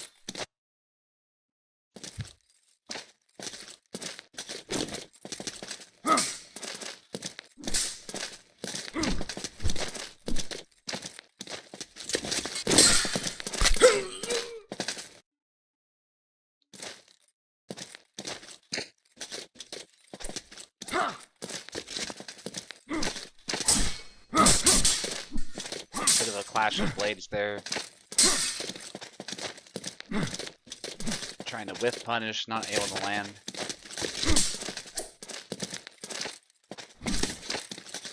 They both circle each other. Bobo getting around the outside a little bit. Nice. Bubble plays Sam very non-linearly, like his Shera. Yeah, and he called out the feint beautifully there. Nice thrust. Not able to follow it up though. Maybe a bit of lag. Oh, careful, Bobo. I think there's some lag going on. Yeah.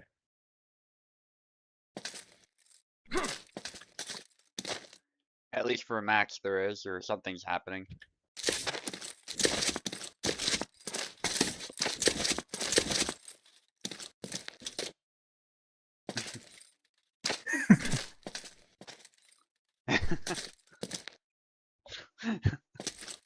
Yeah, something's happening.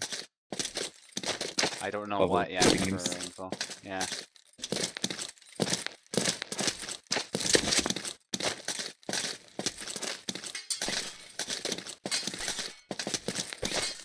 Bubble playing with his opponent while he is away.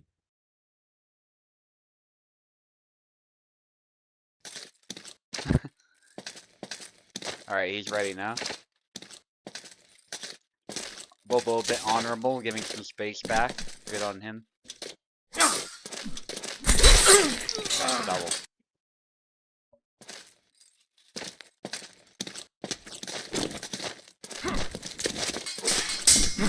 Ooh, messy exchange there, but Bobo is able to land a hit. And it looks like Max is getting tired because of that. The thrust there is not landing, and nice follow up there by Bobo, keeping the pressure on.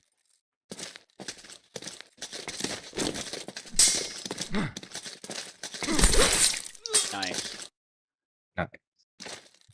One more needed for Bobo. I like how he's applying a lot of pressure, especially after the lead. And there it is, horizontal cut to the hand. Bobo takes this match 3-0. Yeah.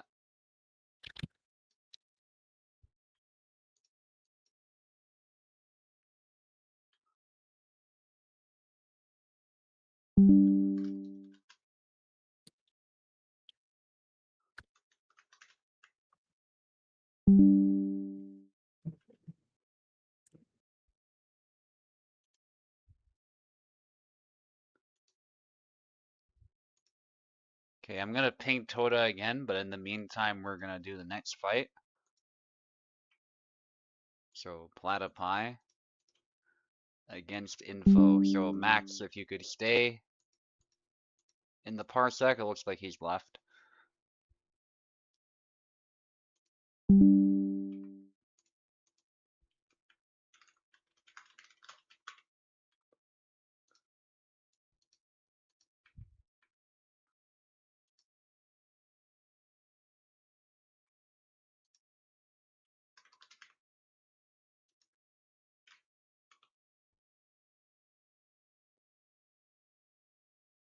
Yeah, because Info is now fighting Platypi.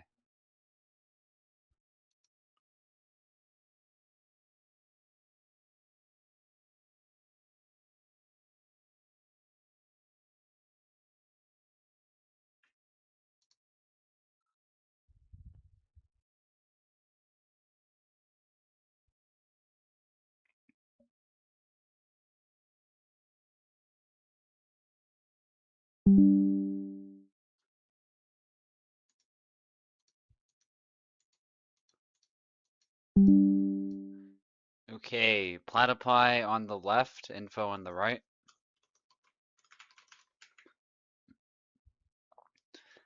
I'm sure Platypi is also happy that we have some sort of reprieve from the rain. It's still not looking terribly good outside, but the rain has calmed down and there's at least a little bit of sun.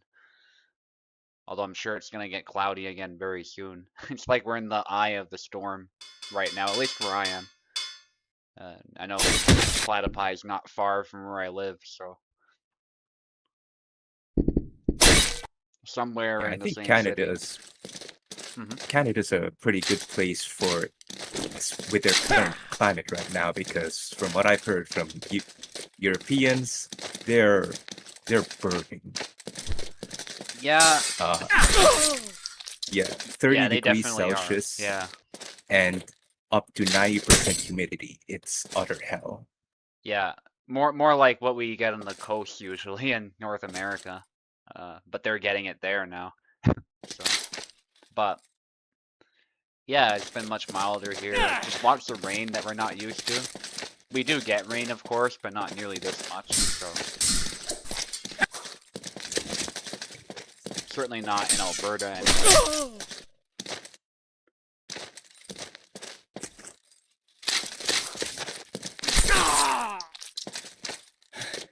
Było blisko. Would love to know what Jakob is saying. I think somebody might have said it, but I'm not sure.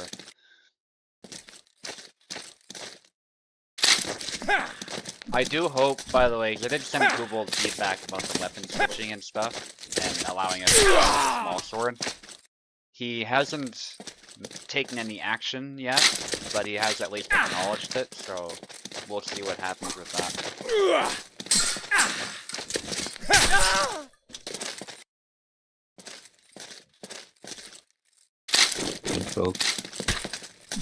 Info picking small sword constantly, no doubt, because she's a very good rapier fencer in Hellish Quart. Yeah. Yeah, I'm not surprised the small sword is something she's taken a liking to. Platypi started using it too.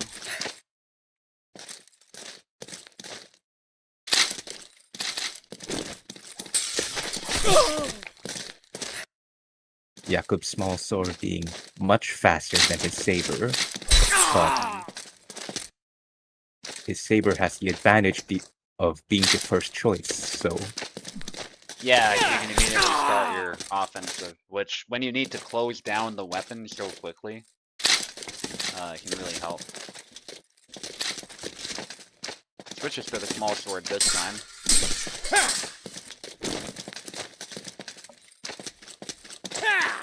In Cortada, they both stab each other. Retreat attacks there. Tries to lunge in. Gets hit in the armpit though. Ooh, counter unlucky. tempo. Yeah. Yeah.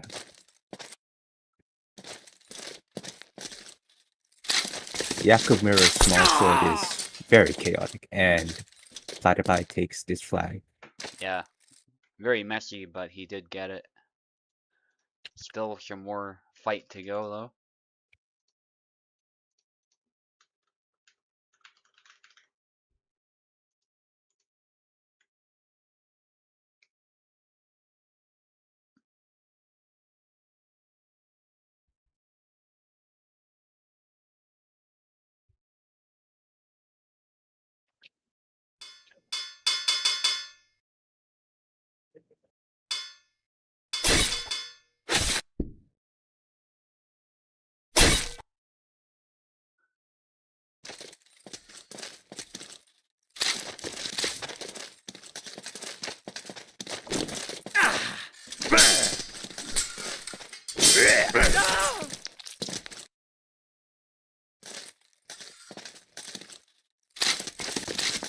Nice, so Platypi has gone with Gideon, which is an interesting matchup against the small sword.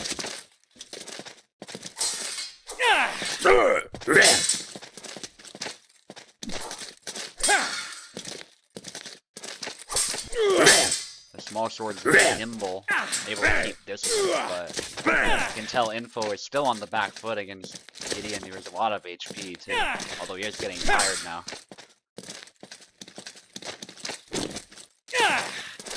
Didn't Perfect capitalize, side and yeah. Gideon just cuts Jakub's hand. Yeah. That was perfect there, dashing to the side and then hitting the arm.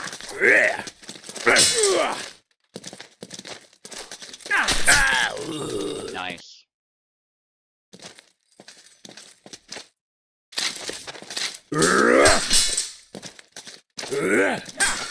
Platypi tried rushing in, but Info was drew her small sword fast enough to parry attacks, and Yeah, that sidestep goes right to the hand though, so it looks like any thrust can potentially be punished. The small sword doesn't have much for hand protection, and that's obviously to keep it light, but it is a major disadvantage when you're taking cuts to the hand like that. Not that Gideon has much for hand protection himself, but it doesn't seem like he has to worry about it as much, because he's beating the blade a lot.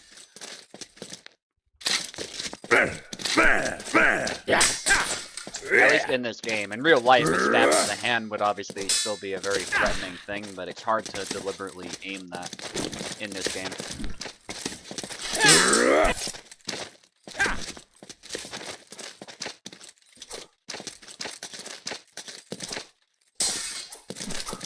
Ooh, nice retreat thrust, getting tired again. Because of the damage, but the sidestep almost lands. Again. yeah. Jakub's small sword thrusts aren't very accurate compared to rapier thrusts in a game. Hopefully Quo will change that. Yeah, I did send feedback about that as well, so I hope he'll look at it. Oh, wow. Sidestep.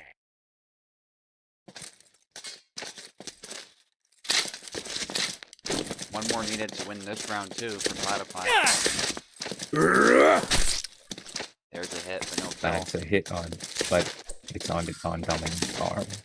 Yeah. The worst place to hit Gideon, but the body is a bit better, and actually if it's a good stab, it will kill him outright. So nicely done. Another hit to the body. Kill.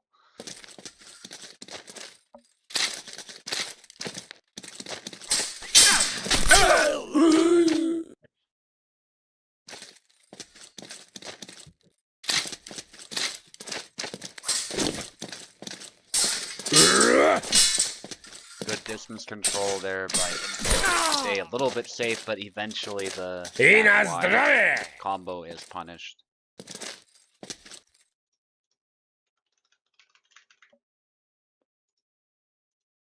Yeah, the small sword especially, I think, would struggle against, say, Isabella because of her ability to just crash through and win the fight for the center.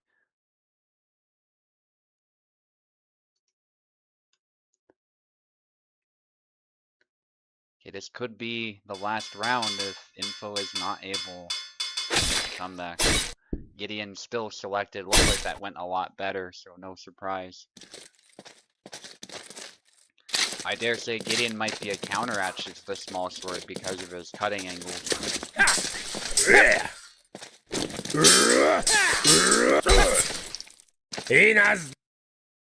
ULTIMTE closing the range, making sure that to counter the small sword's advantage of range. Yeah, and the trouble is, the small sword does have an obvious range advantage, but it is a lot shorter than a rapier is.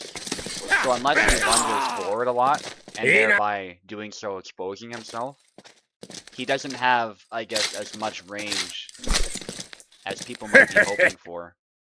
And so it doesn't take long, I don't think, for Platypi to close in just enough to where he can hit the hand at least, if not the body or the head.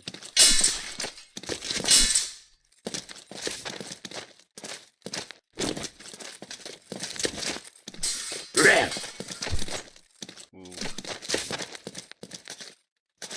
Bunch of hits to the arm, but no kill yet. Nice plays there by Info, but still not able to close it out. Triangle attack. Nice.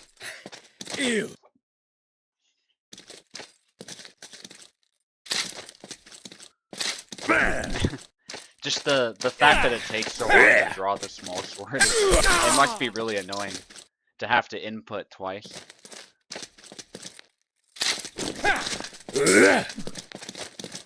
Info sticking with Saber as well. Switched it last moment. Nice. That was a good fake out actually. Initially fought with the Saber and then... Oh. Oh.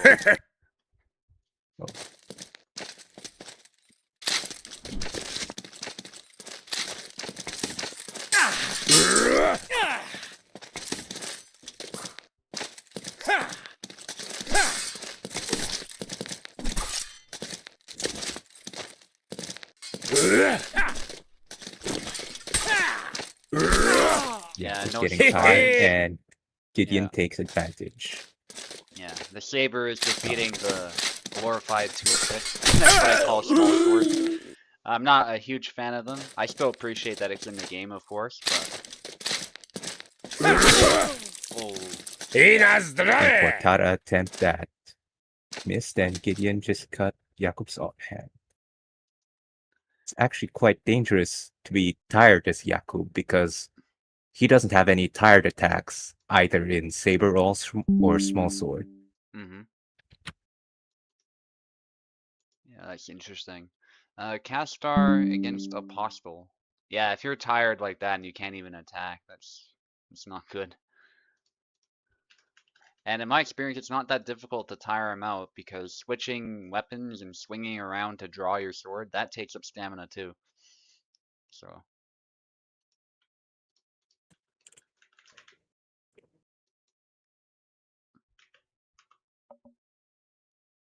Dauntless hang on too, because if somebody doesn't show up for this next fight, that being Castar against Apostle, you might be able to fight right now as well.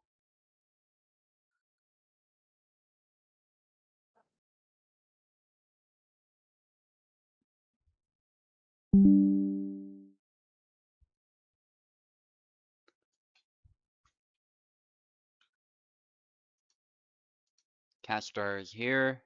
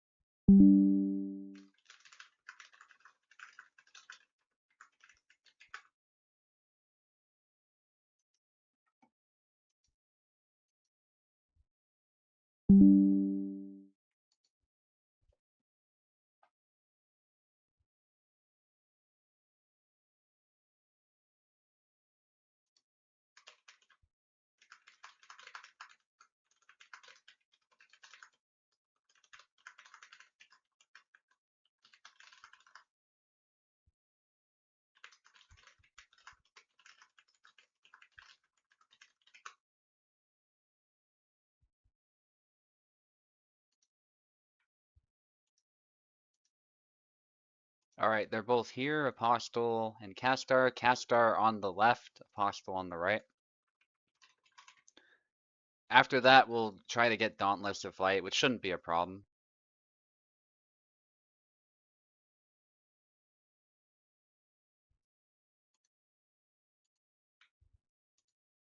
And we'll go from there. Preferably somebody who lost. If anyone wants to volunteer right now and make it smoother, please do feel free.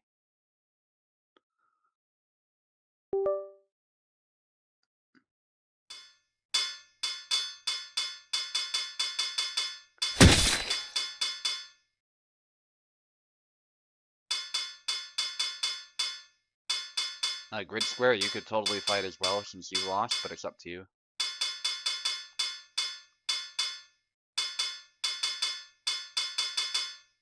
If no one's going to volunteer, Alright. I'm probably going to play again. Castar with Sam and Apostle with Bara. Yeah, one of the best bars on the server. Definitely within the top 3. So I'm glad to see it. Apostle can play a lot of sabers very well though. He's just a one-trick pony. Oh, nice. A grab attempt that was punished.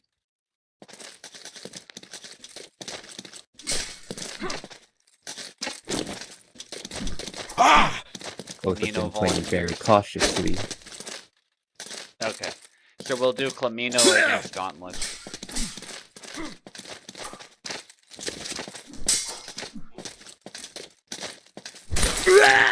I see what you're doing, Clamino. You want that win streak. You want to get it back going again, but that's fine. It's totally legit. You've been reset, so since you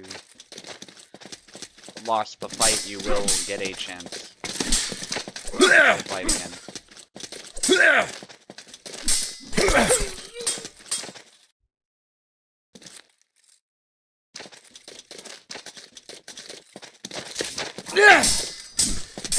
Good exchange.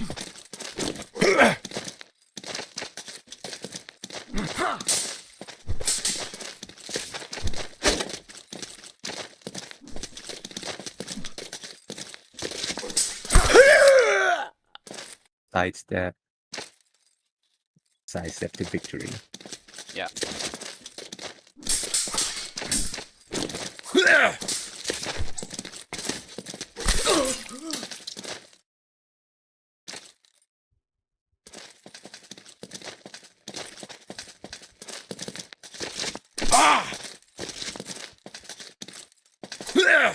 Or sorry, Dauntless fought. I'm thinking of Radzig, I think. Yeah. My bad. Radzig, if you're still around, we can get you a fight. Yeah, Dauntless we figured out. The problem with the small sword too is in order to thrust and use that range, you have to extend your hand out. But in doing so, you're putting your hand in Gideon's range, so it kind of gets cancelled out. And again, that's another thing I'm not... a thing I don't like about small swords. It's like you don't really have the reach advantage you might expect from a point weapon. And of course, because of that, it's a more nimble, easier to use, easier to carry weapon. So I get that that's a very deliberate sacrifice, but...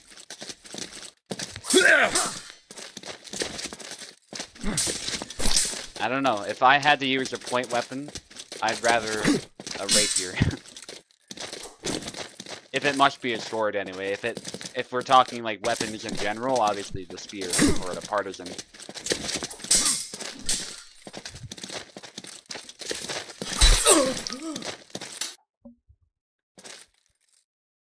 There's actually a treatise that shows blocking the halberd with the small sword, but you have to brace it with your other hand and basically block at the point of advantage for yourself as far as leverage, because the halberd is obviously very forward weighted, so you want to parry towards the point, which is like the weak of the halberd, if you will. You don't want to try to outmuscle it or parry it the way you would another sword.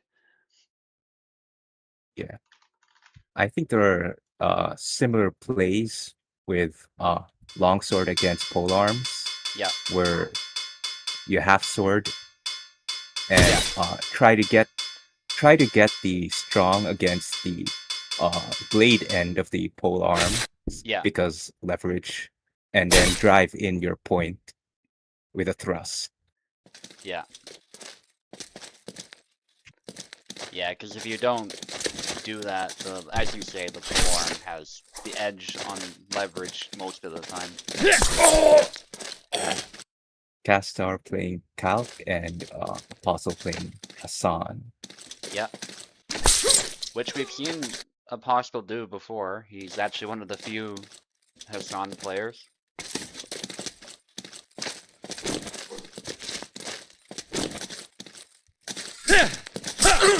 Nice sidestep. Apostle actually, he's really surprised me with Hassan sometimes. And in a good way, of course. He's really skilled.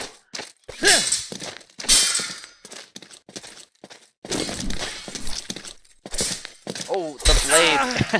Yeah. The blade just happened to be in the way, but thankfully Castar kept going, which was the right call there. And he eventually got it in.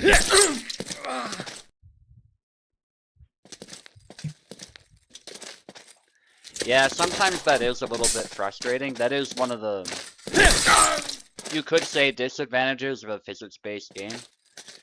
If an object just happens to be in the way, sometimes it might reduce the power of your strike, or it might just ignore. The character might be able to just ignore a hit that might otherwise hit.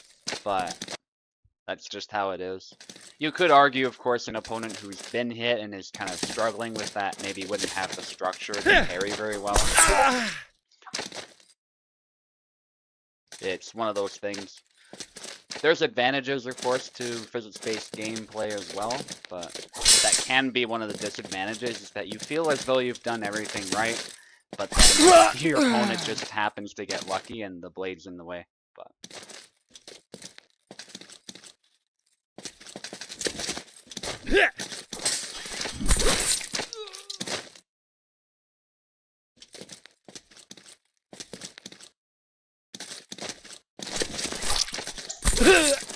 ooh, Castar actually in a Yeah. position to win this. These matches, I know we've been kind of off track a little bit with commentary, but these matches have been very close.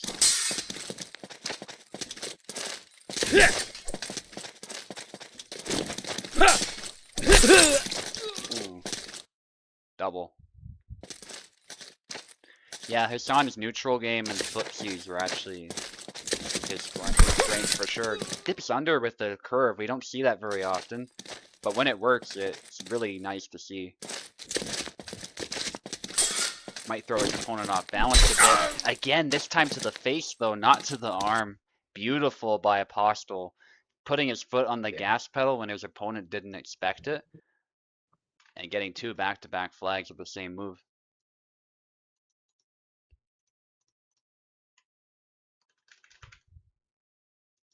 Not often you see a Hassan win, but Apostle made it work. Mm-hmm. Yeah, credit where credit's due, because that's a good calc as well, actually. Castar's calc is a bit slept on, so very well done.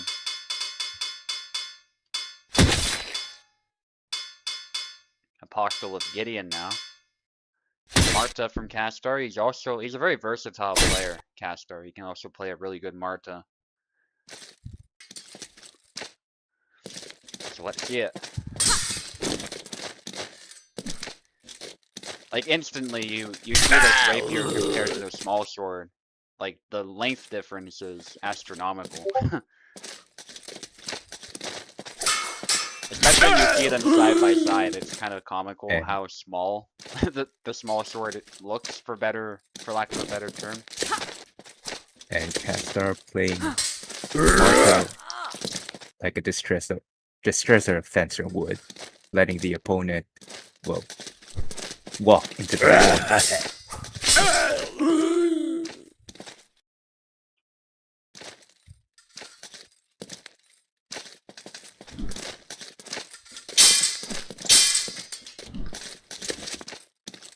wall. both fighters playing cautiously because Gideon has an advantage in the close range and can get into close range fast, but Marta has the advantage in long range. And Yeah, so next, that's a good question. What will happen is we will try to get Rax a fight. Flamino volunteered, so we'll do that, and then we'll do our champion fight.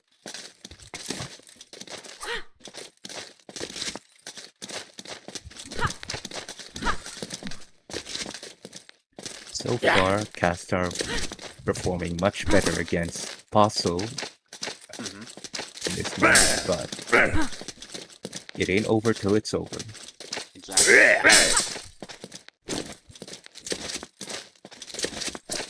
Ooh, pushing the thrust there, nice retreat. Looked like a little bit of a mistake, but great recovery by Castar. Marta's sidesteps being among the best in the game. Yeah. Ooh. Gideon coming in with a sneaky false edge cut.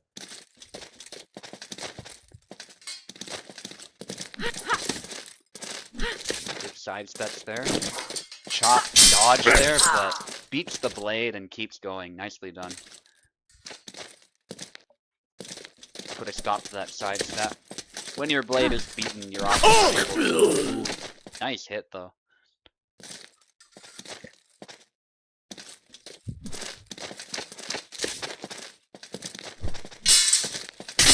Snap cut there, but Castar did the right thing by backing away and disengaging to land a hit on the hand.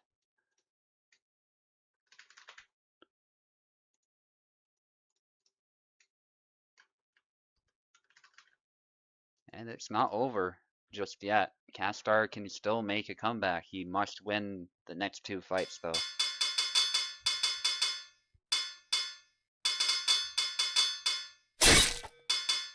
Yazuk.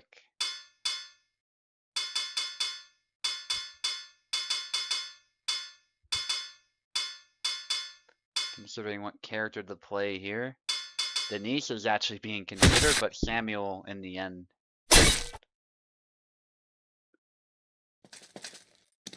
Or Castar. Which I think is a good pick. He's definitely more experienced with Samuel, even though Denise is pretty strong.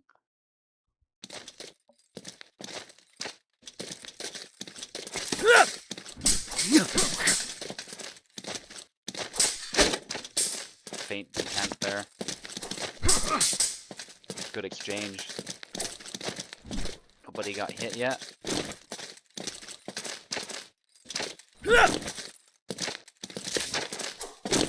Castar did take a flag early on, which was nicely done in his part. Nice punishment there of the whiff.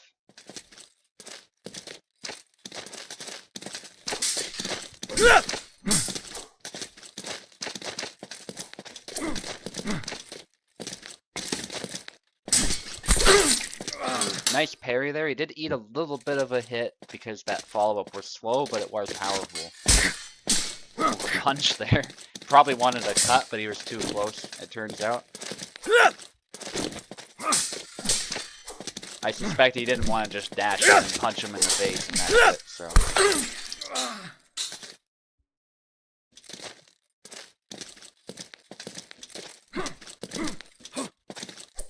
Tries to go low.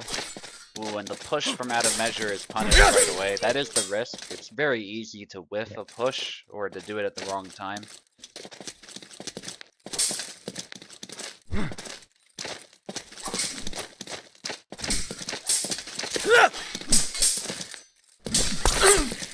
Nice.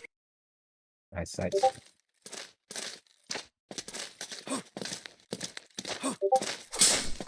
Ooh, nice leg void. Not able to secure it. And I'm being pinged a bunch again.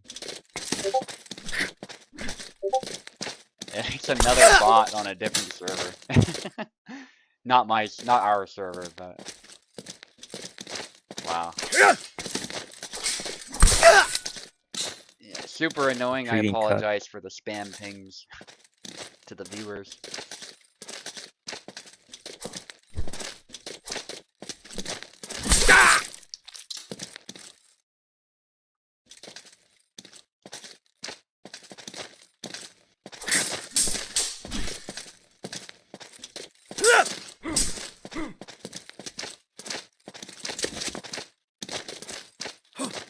And this is a really close one, but Apostle gets another. Needs one more.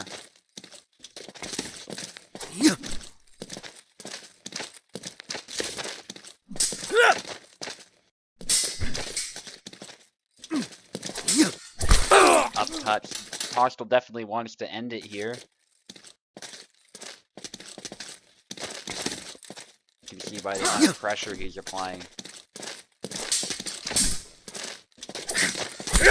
There it is. A little slow from Castor, the low cut. Very powerful move, but it left his head open. Still a good try. Alright, Clamino, we're gonna get you in to fight Radzig right away, because I have not heard from... what's his name? Dota.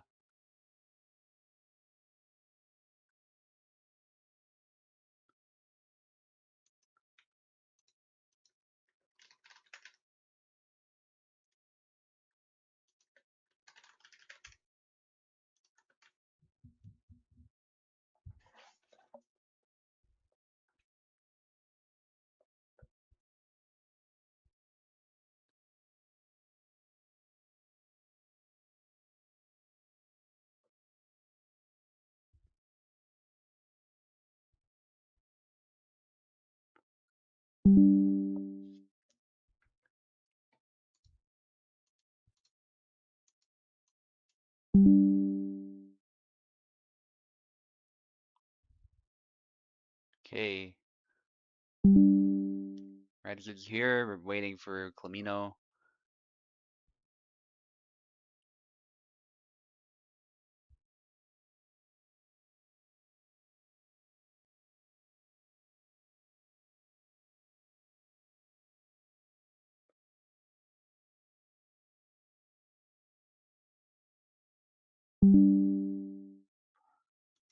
Beautiful. Clamino on the right, Radzig on the left.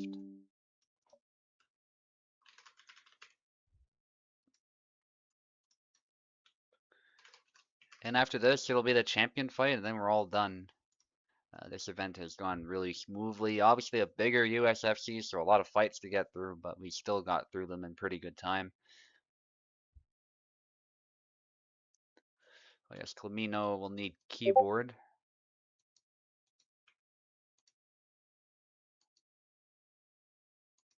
Yes, you're taking the left, and you also have keyboard, I take it, so.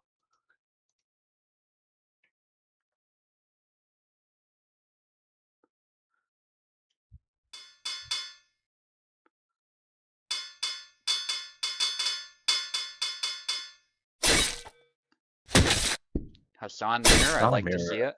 Yeah. It's a fun mirror, actually. Say what you want about the character, but if two Hassans are fighting, it's a fun time.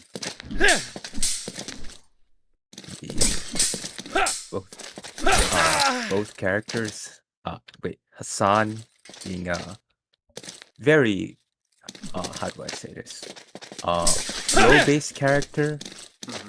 I'd say. Yeah.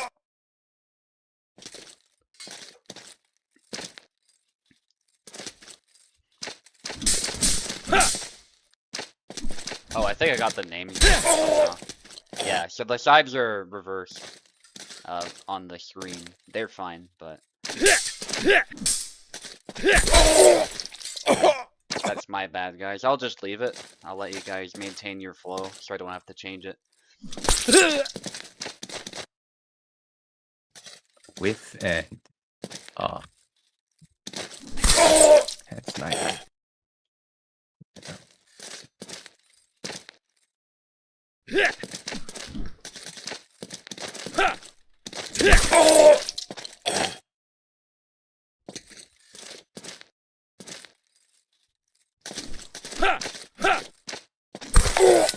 There's a hit. Yeah, you could see the wind up, but that was punished. Yeah.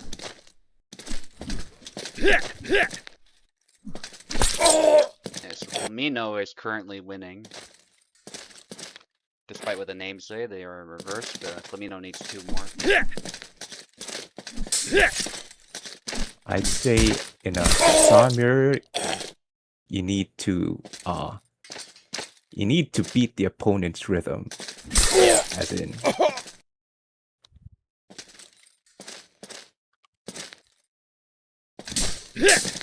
And I think both with regards to the attacks and the footsies as well. There's kind of a rhythm to the way you step, and you want to master that.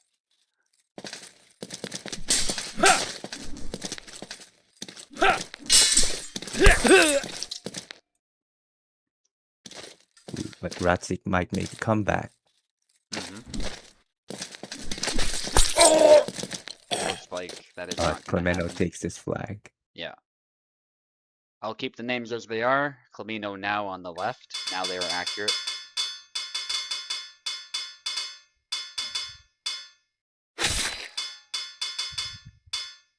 Ratzik playing Jacek, and Clemeno trying turn, but switches back to Jacek. Yeah. I'm not surprised that he decided to mirror again.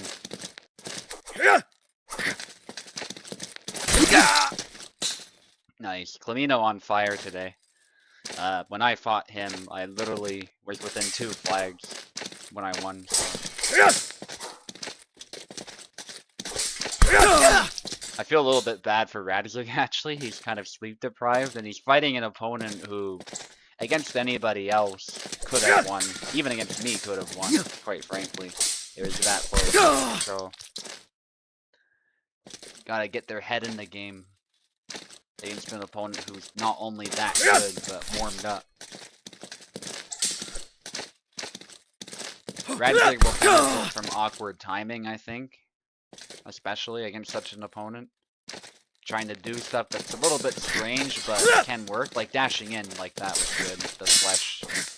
Well, technically it's not a flesh, it's more like a lunge, but it's like a mixture of the two. But I think if we're being technical, it's a lunge that he does. Russ actually corrected me. A lot of us made that mistake. We called it a flesh because it has a lot of similarities, but.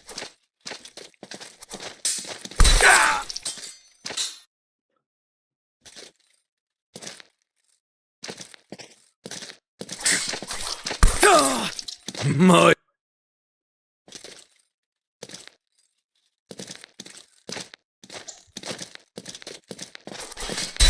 Nice. Goes with the low cuts there to hit the arm and the leg. Deceptively fast and effective combo. Not this time.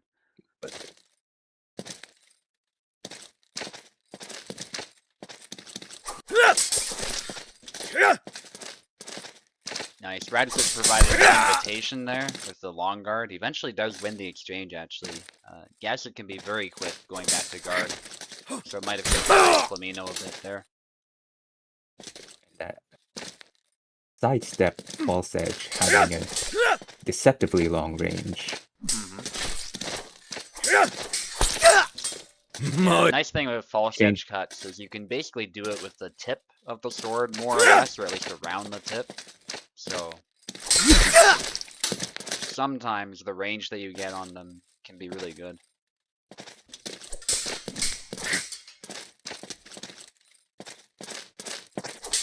Ooh,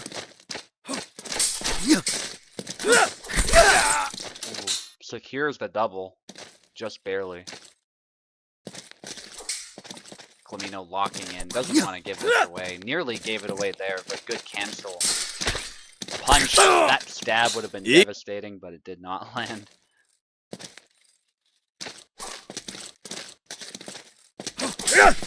Ooh, bunch of hits, eventually. Oh yeah. Yeah. Even the best auto guard in the world will not stop such a determined sidestep to the side like that.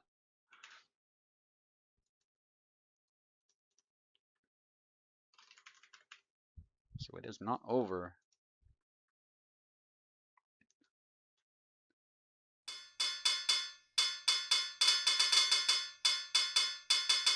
Clemeno with Tarna now. He was thinking of Tarna earlier, but does go with Tarna in the end. Now Calc. Very interesting matchup.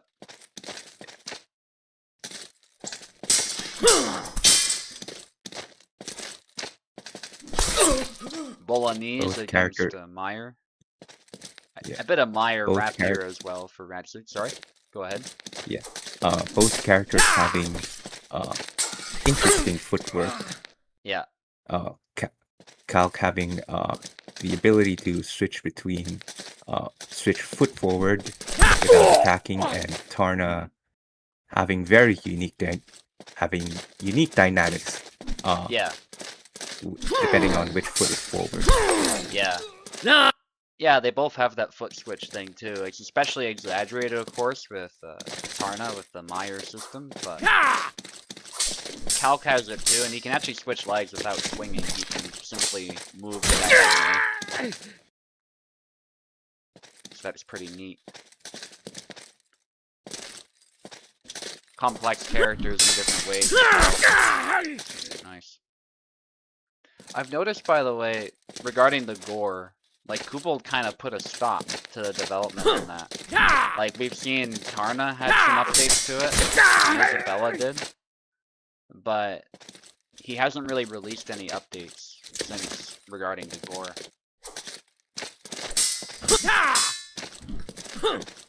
I'm guessing it's coming, but it could be that it's taking up too much time right now. Calc snap cut landing on the head, Tarna's head. Yeah. Nice retreat X. One more needed for Radzik, which is huge. Good mix up. Oh, still gets a hit. Not a very good one, but still, those two hits especially together. Unless you double, as Clemino managed to do there. Tarna is very good at trading, so that was the right call to just try and get the kill at least. A prolonged fight would not have benefited Clemino.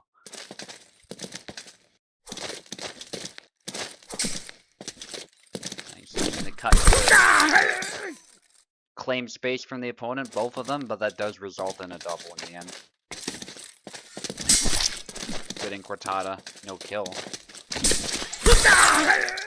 Another double. It's not so much that they're seeking a double, it's just that Radzik really wants to get a kill from range. Clemino is determined to put the pressure on and close in. Ooh, So. and a missed opportunity there. Yeah. Yeah, I think a more precise follow-up might have secured Radzik the kill. No! Happen. Easy for us to say when we're watching too, though. I'm sure Radzik's under a lot of pressure to maintain the lead. There it is. And they take this flag. And this is for all the marbles.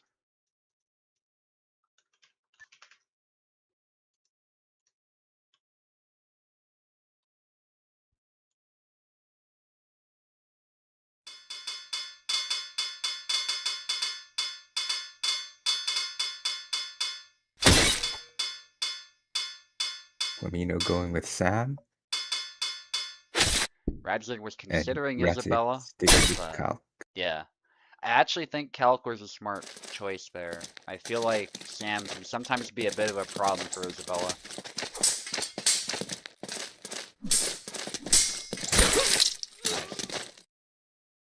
Yeah. Calc's back thrusts can come very quick, and if you advance into them, you are likely to get hit. Yeah. And that is one of the ways in which physics actually does affect the damage in this game, to my knowledge. So, for those who are not aware, for the most part in this game, you're looking at just set values for the moves. And so what determines whether or not a move will kill or not tends to be the hit location more than anything. So if you hit the head, you know, you're pretty much guaranteed to kill with most moves. What might change that as well is if you graze the opponent. So if you graze the opponent, you're going to do less damage. And if you hit the blade of the opponent, some of the damage will be taken out as well. But one other thing that can affect that is if you run into an attack. So it's kind of like Mountain Blade, where at least as far as movement, there's not any physics at play, but you get the impression that there is because if you run into a stab, you take more damage, essentially. It goes both ways. It's not just moving forward with a stab that will increase damage, it's also moving into the attack.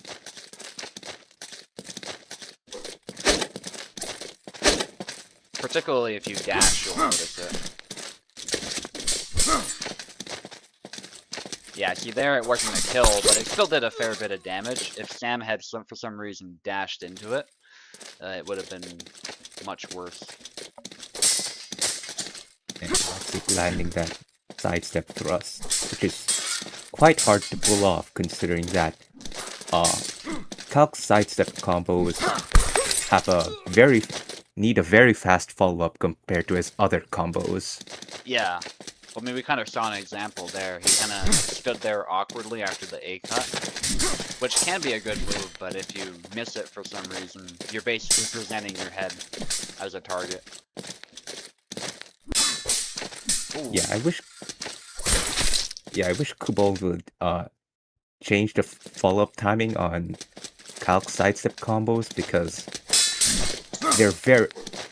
it's very maddening if you don't pull them off. Yeah. Meanwhile, a character like Sam can kind of sidestep all he wants almost, some of the time. Yeah, there's an example there, sidestep X.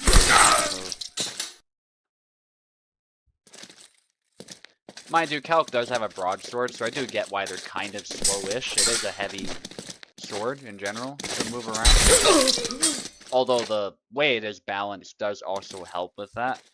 The basket is a big part of the weight, so I think it could be made faster for sure, the side steps.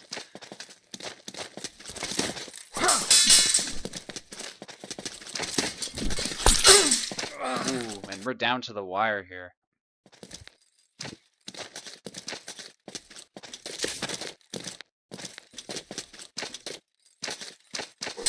Thrust attempt. Trying to kill from range, but they both immediately seize the first opportunity they get, and so they double. We might see yet another double before the match is decided.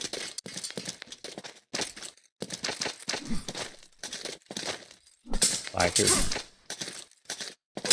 There, and ooh, almost both of them double. get wounded. Yeah. Nice. And Rapsik takes his flag. Yeah. Clamino was a bit tired, I think, from the previous hit as well. As was Calc, to be fair, but that chop, if you're prepared for it, it's pretty simple to block, but if you're not, for some reason, then it's a really good punishing move.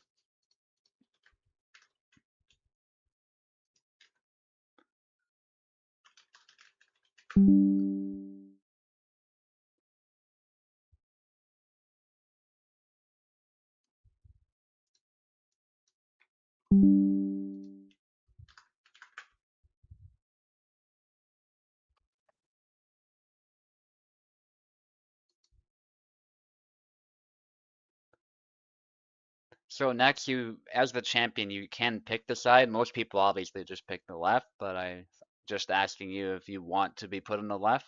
If you prefer the right side, some people, believe it or not, do. Just let me know. I can always put you on the right side as well. It is our fight now, the champion belt fight, and then we'll end the stream with that because I don't think Dota is going to be available.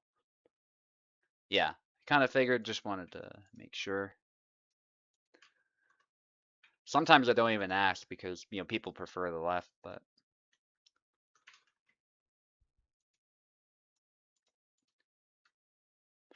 yeah, I'm more or less indifferent as well. I'm good on either side, but especially newer players, sometimes they feel a bit more comfortable on the left, which is a pretty standard fighting game thing. It's just a lot of people prefer the left for whatever reason. Often it's the side they practice the most.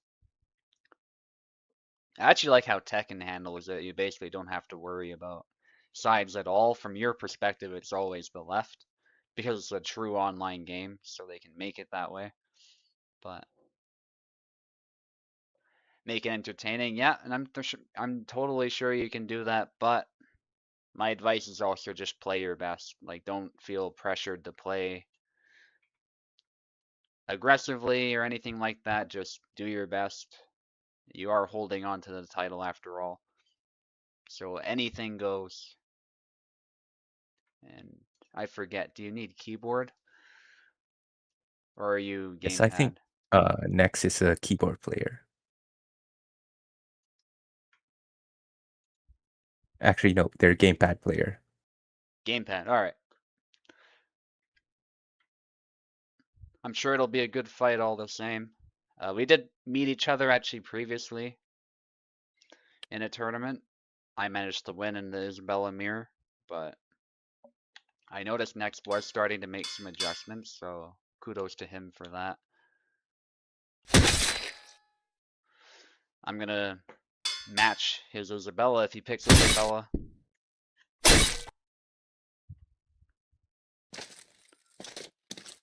Alright, I'm gonna do the announcements, so touch tips, and then we can fight.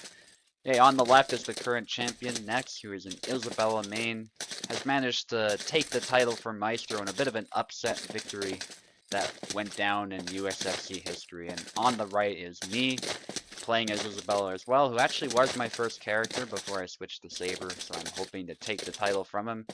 Anyways, fight clean, fight dirty, and we can begin. I will not be doing the commentary, so it'll be up to Grid Square. Very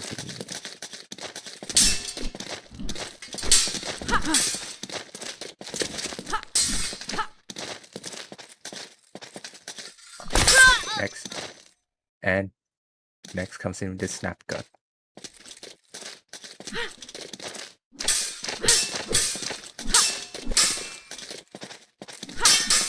Both of them are trying very hard to bypass each other's auto guards with using side steps and combos. And Subu takes this flag.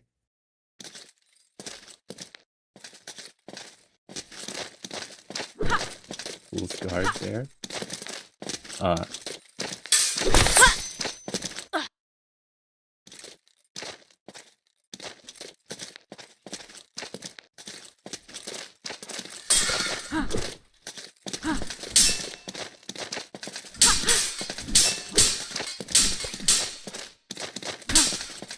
Parry or post there.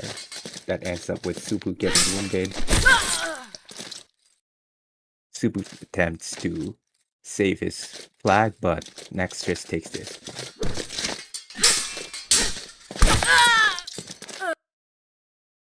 An interesting flag considering Subu trap. And Nex just snap cuts to the head. A very different outcome from their last match. Subu won last match in an easy mirror against Nex in a previous tourney, but now Nex is the one dominating this fight. Parry post there that ends with Nex being wounded, and Subu takes this flag.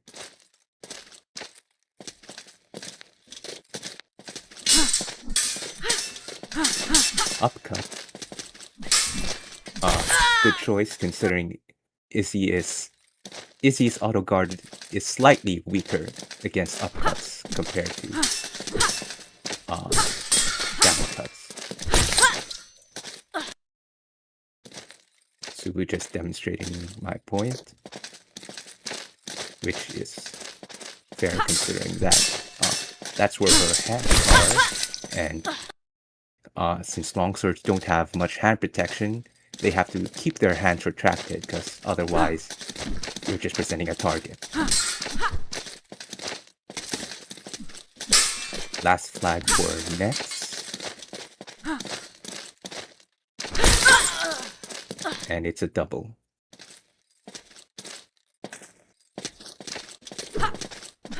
Nex trying to high guard chop, but and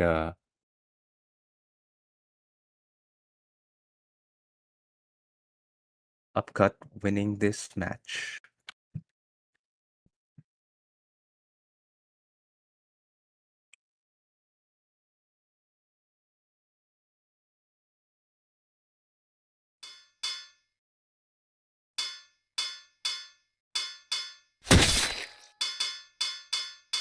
Next, sticking with Izzy and Subu playing Yan. The best rapier in Hellish Quart.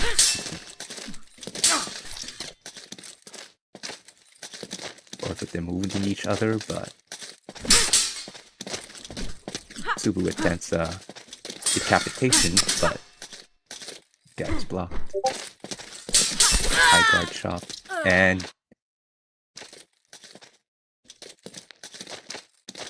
a whirlwind getting Subu that flag.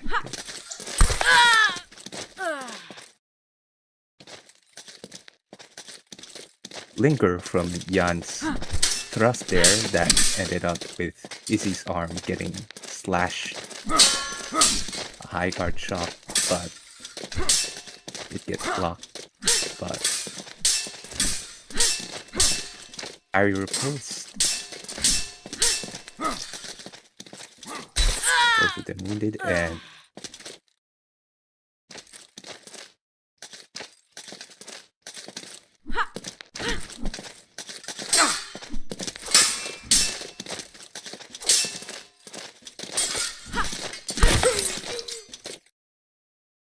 next taking his first flag with a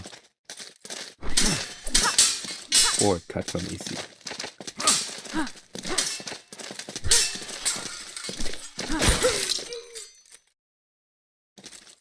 Next taking his second flag after winning a parry riposte. But Subu this time taking this one with from a I'm getting sleepy.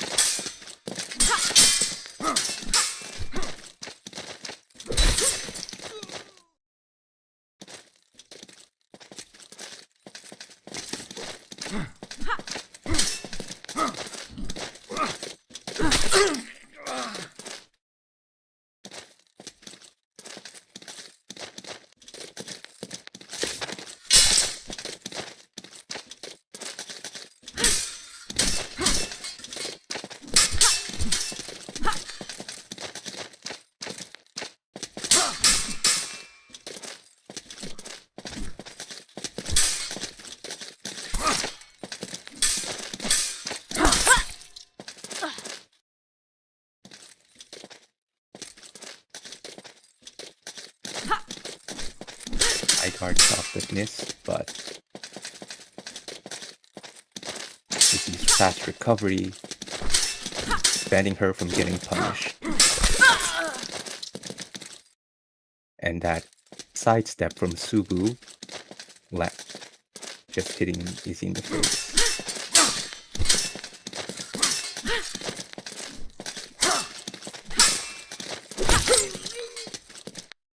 There's been plenty of parry riposte exchanges in this match, which is something you don't see a lot in Hellish Quart.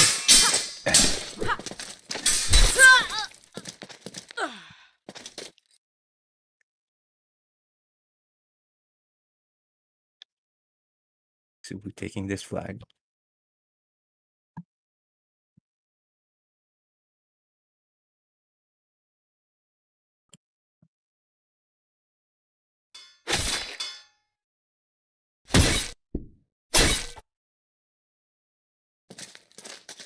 Rematch.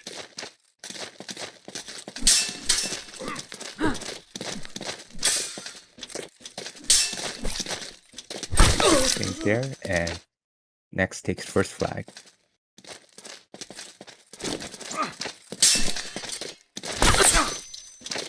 That sidestep feint not whiffed, and next just punishes it.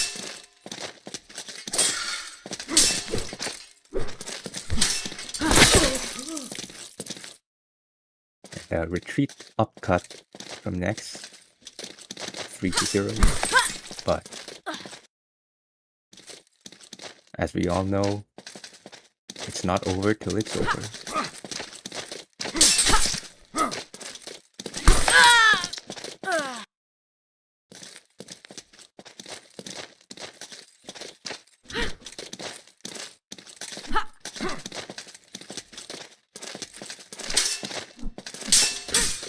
Both fighters playing very cautiously, keeping their distance, but next coming in with a flurry of blows, testing Subu's defense.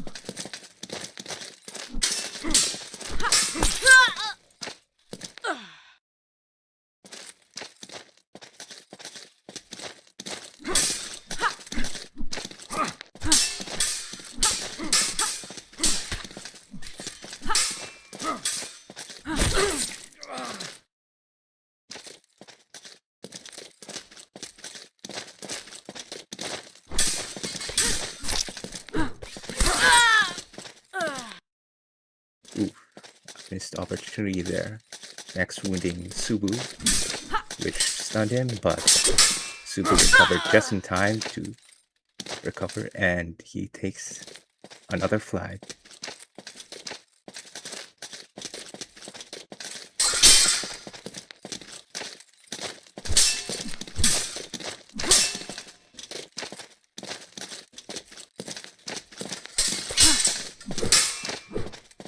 Tangle up there.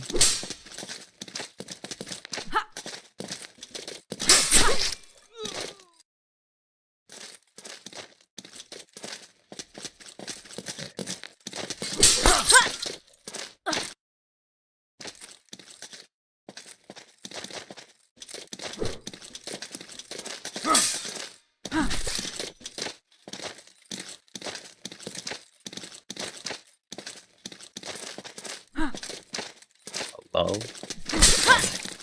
And Subu takes the next flag. Now it's up to next to where this. I should keep quiet. I'm just.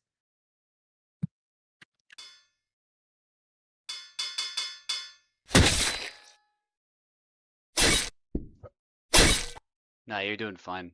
Good job so far.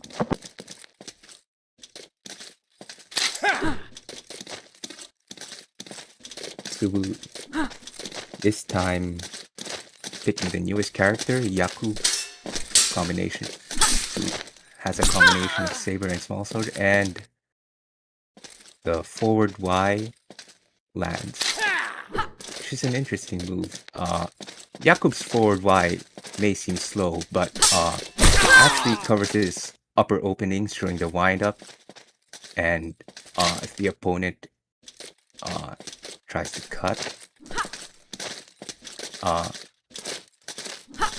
tries to do a down cut, well, they're gonna get punished back.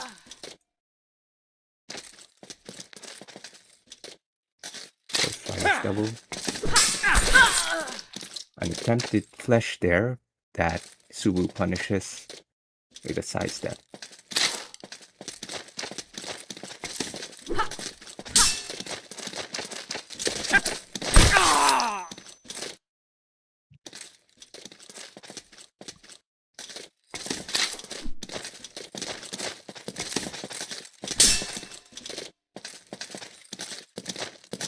Subu.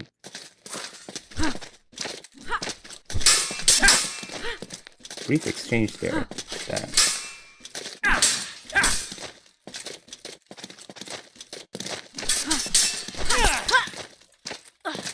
And Subu wins with a cut to the head.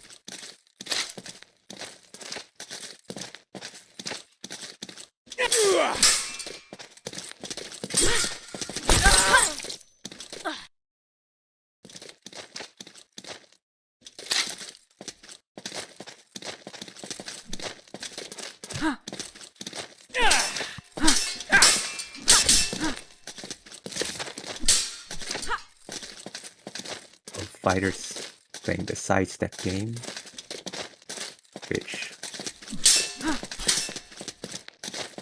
and next lands a cut to the hand, and They take this flag.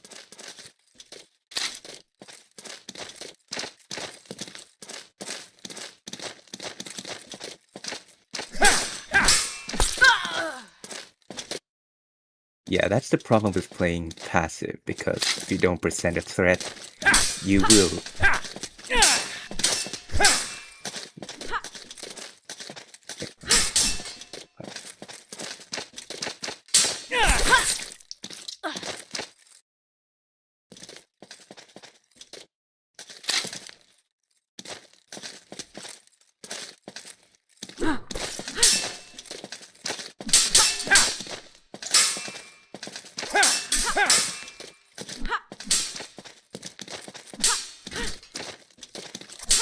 Forgot.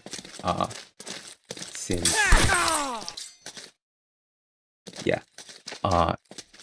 since Subu has 2 flags, Next has to win this, otherwise Subu will be taking that belt from him.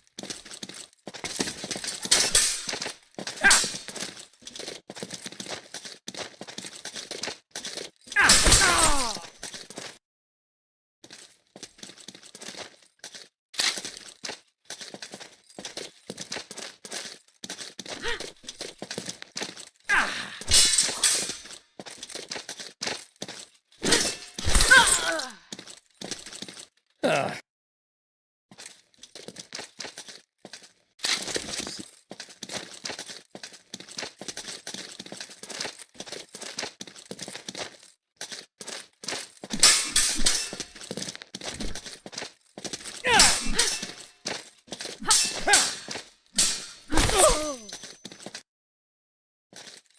Next might make a comeback, but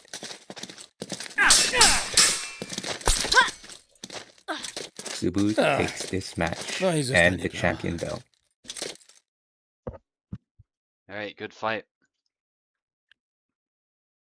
Good attempt at a comeback against Jakob, but in the end, I was able to get a win with him, so I'm pretty happy with that. But especially Yeah, the Jan against Isabella, that was really action-packed, and Isabella versus Isabella too. So well done to Nex for putting up such a good fight. I think Jakob's style might have messed him up a little bit. That's kind of what I was hoping for. I wanted to switch it yeah. up. Although Jan was going just fine, I was like, well, I want to try Jakob, and I wanted to see how well he does against Isabella. So with that, unless you have anything else to say, Grid Square, we'll end the stream pretty soon. Yeah, it's interesting how you stick with Jakub's saber, but considering your previous stated opinions on his small sword, uh, it's not much of a surprise that you stuck with Jakub's saber. Yeah, And his saber is severely underrated, I must say. yeah, Uh, he's got several good moves. The aforementioned forward Y, because it covers the upper openings while winding up, and if the opponent makes a down cut in the middle of that wind up, they're gonna get punished for that. Uh, he also has Sam's forward X, which, as we all know, as the elbow destroyer, and he also has uh, Barra's leg cut, but on the opposite side, which yeah. is which isn't used often. But when you land it, uh, your chances of winning increase all of a sudden. Yeah, yeah, for sure. I think as well, the thing with Jakob is more so than even Samuel. He's a zoner character.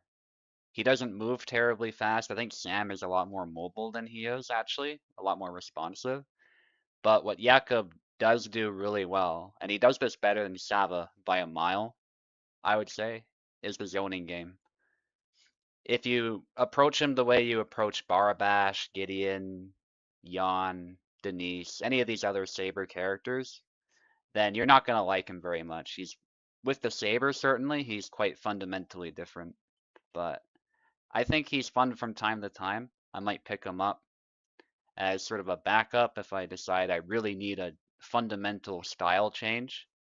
And as for the small sword, you're right. I'm probably, if I can avoid it, I'll probably never use it because of how much I dislike them.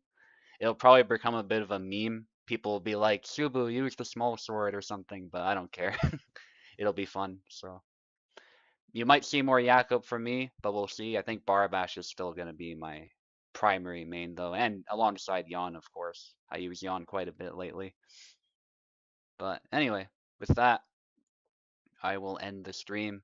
Thank you, Grid Square, for joining me in the commentary cabin. You're always welcome to join as usual. Thanks to everybody else who competed, keeping things civil, keeping things running smoothly for the most part. Good sportsmanship on everyone's part. And yeah, be on the lookout for more USFC. I'll bring it to 200. We're almost at 185, so we're getting there. I will see you next time.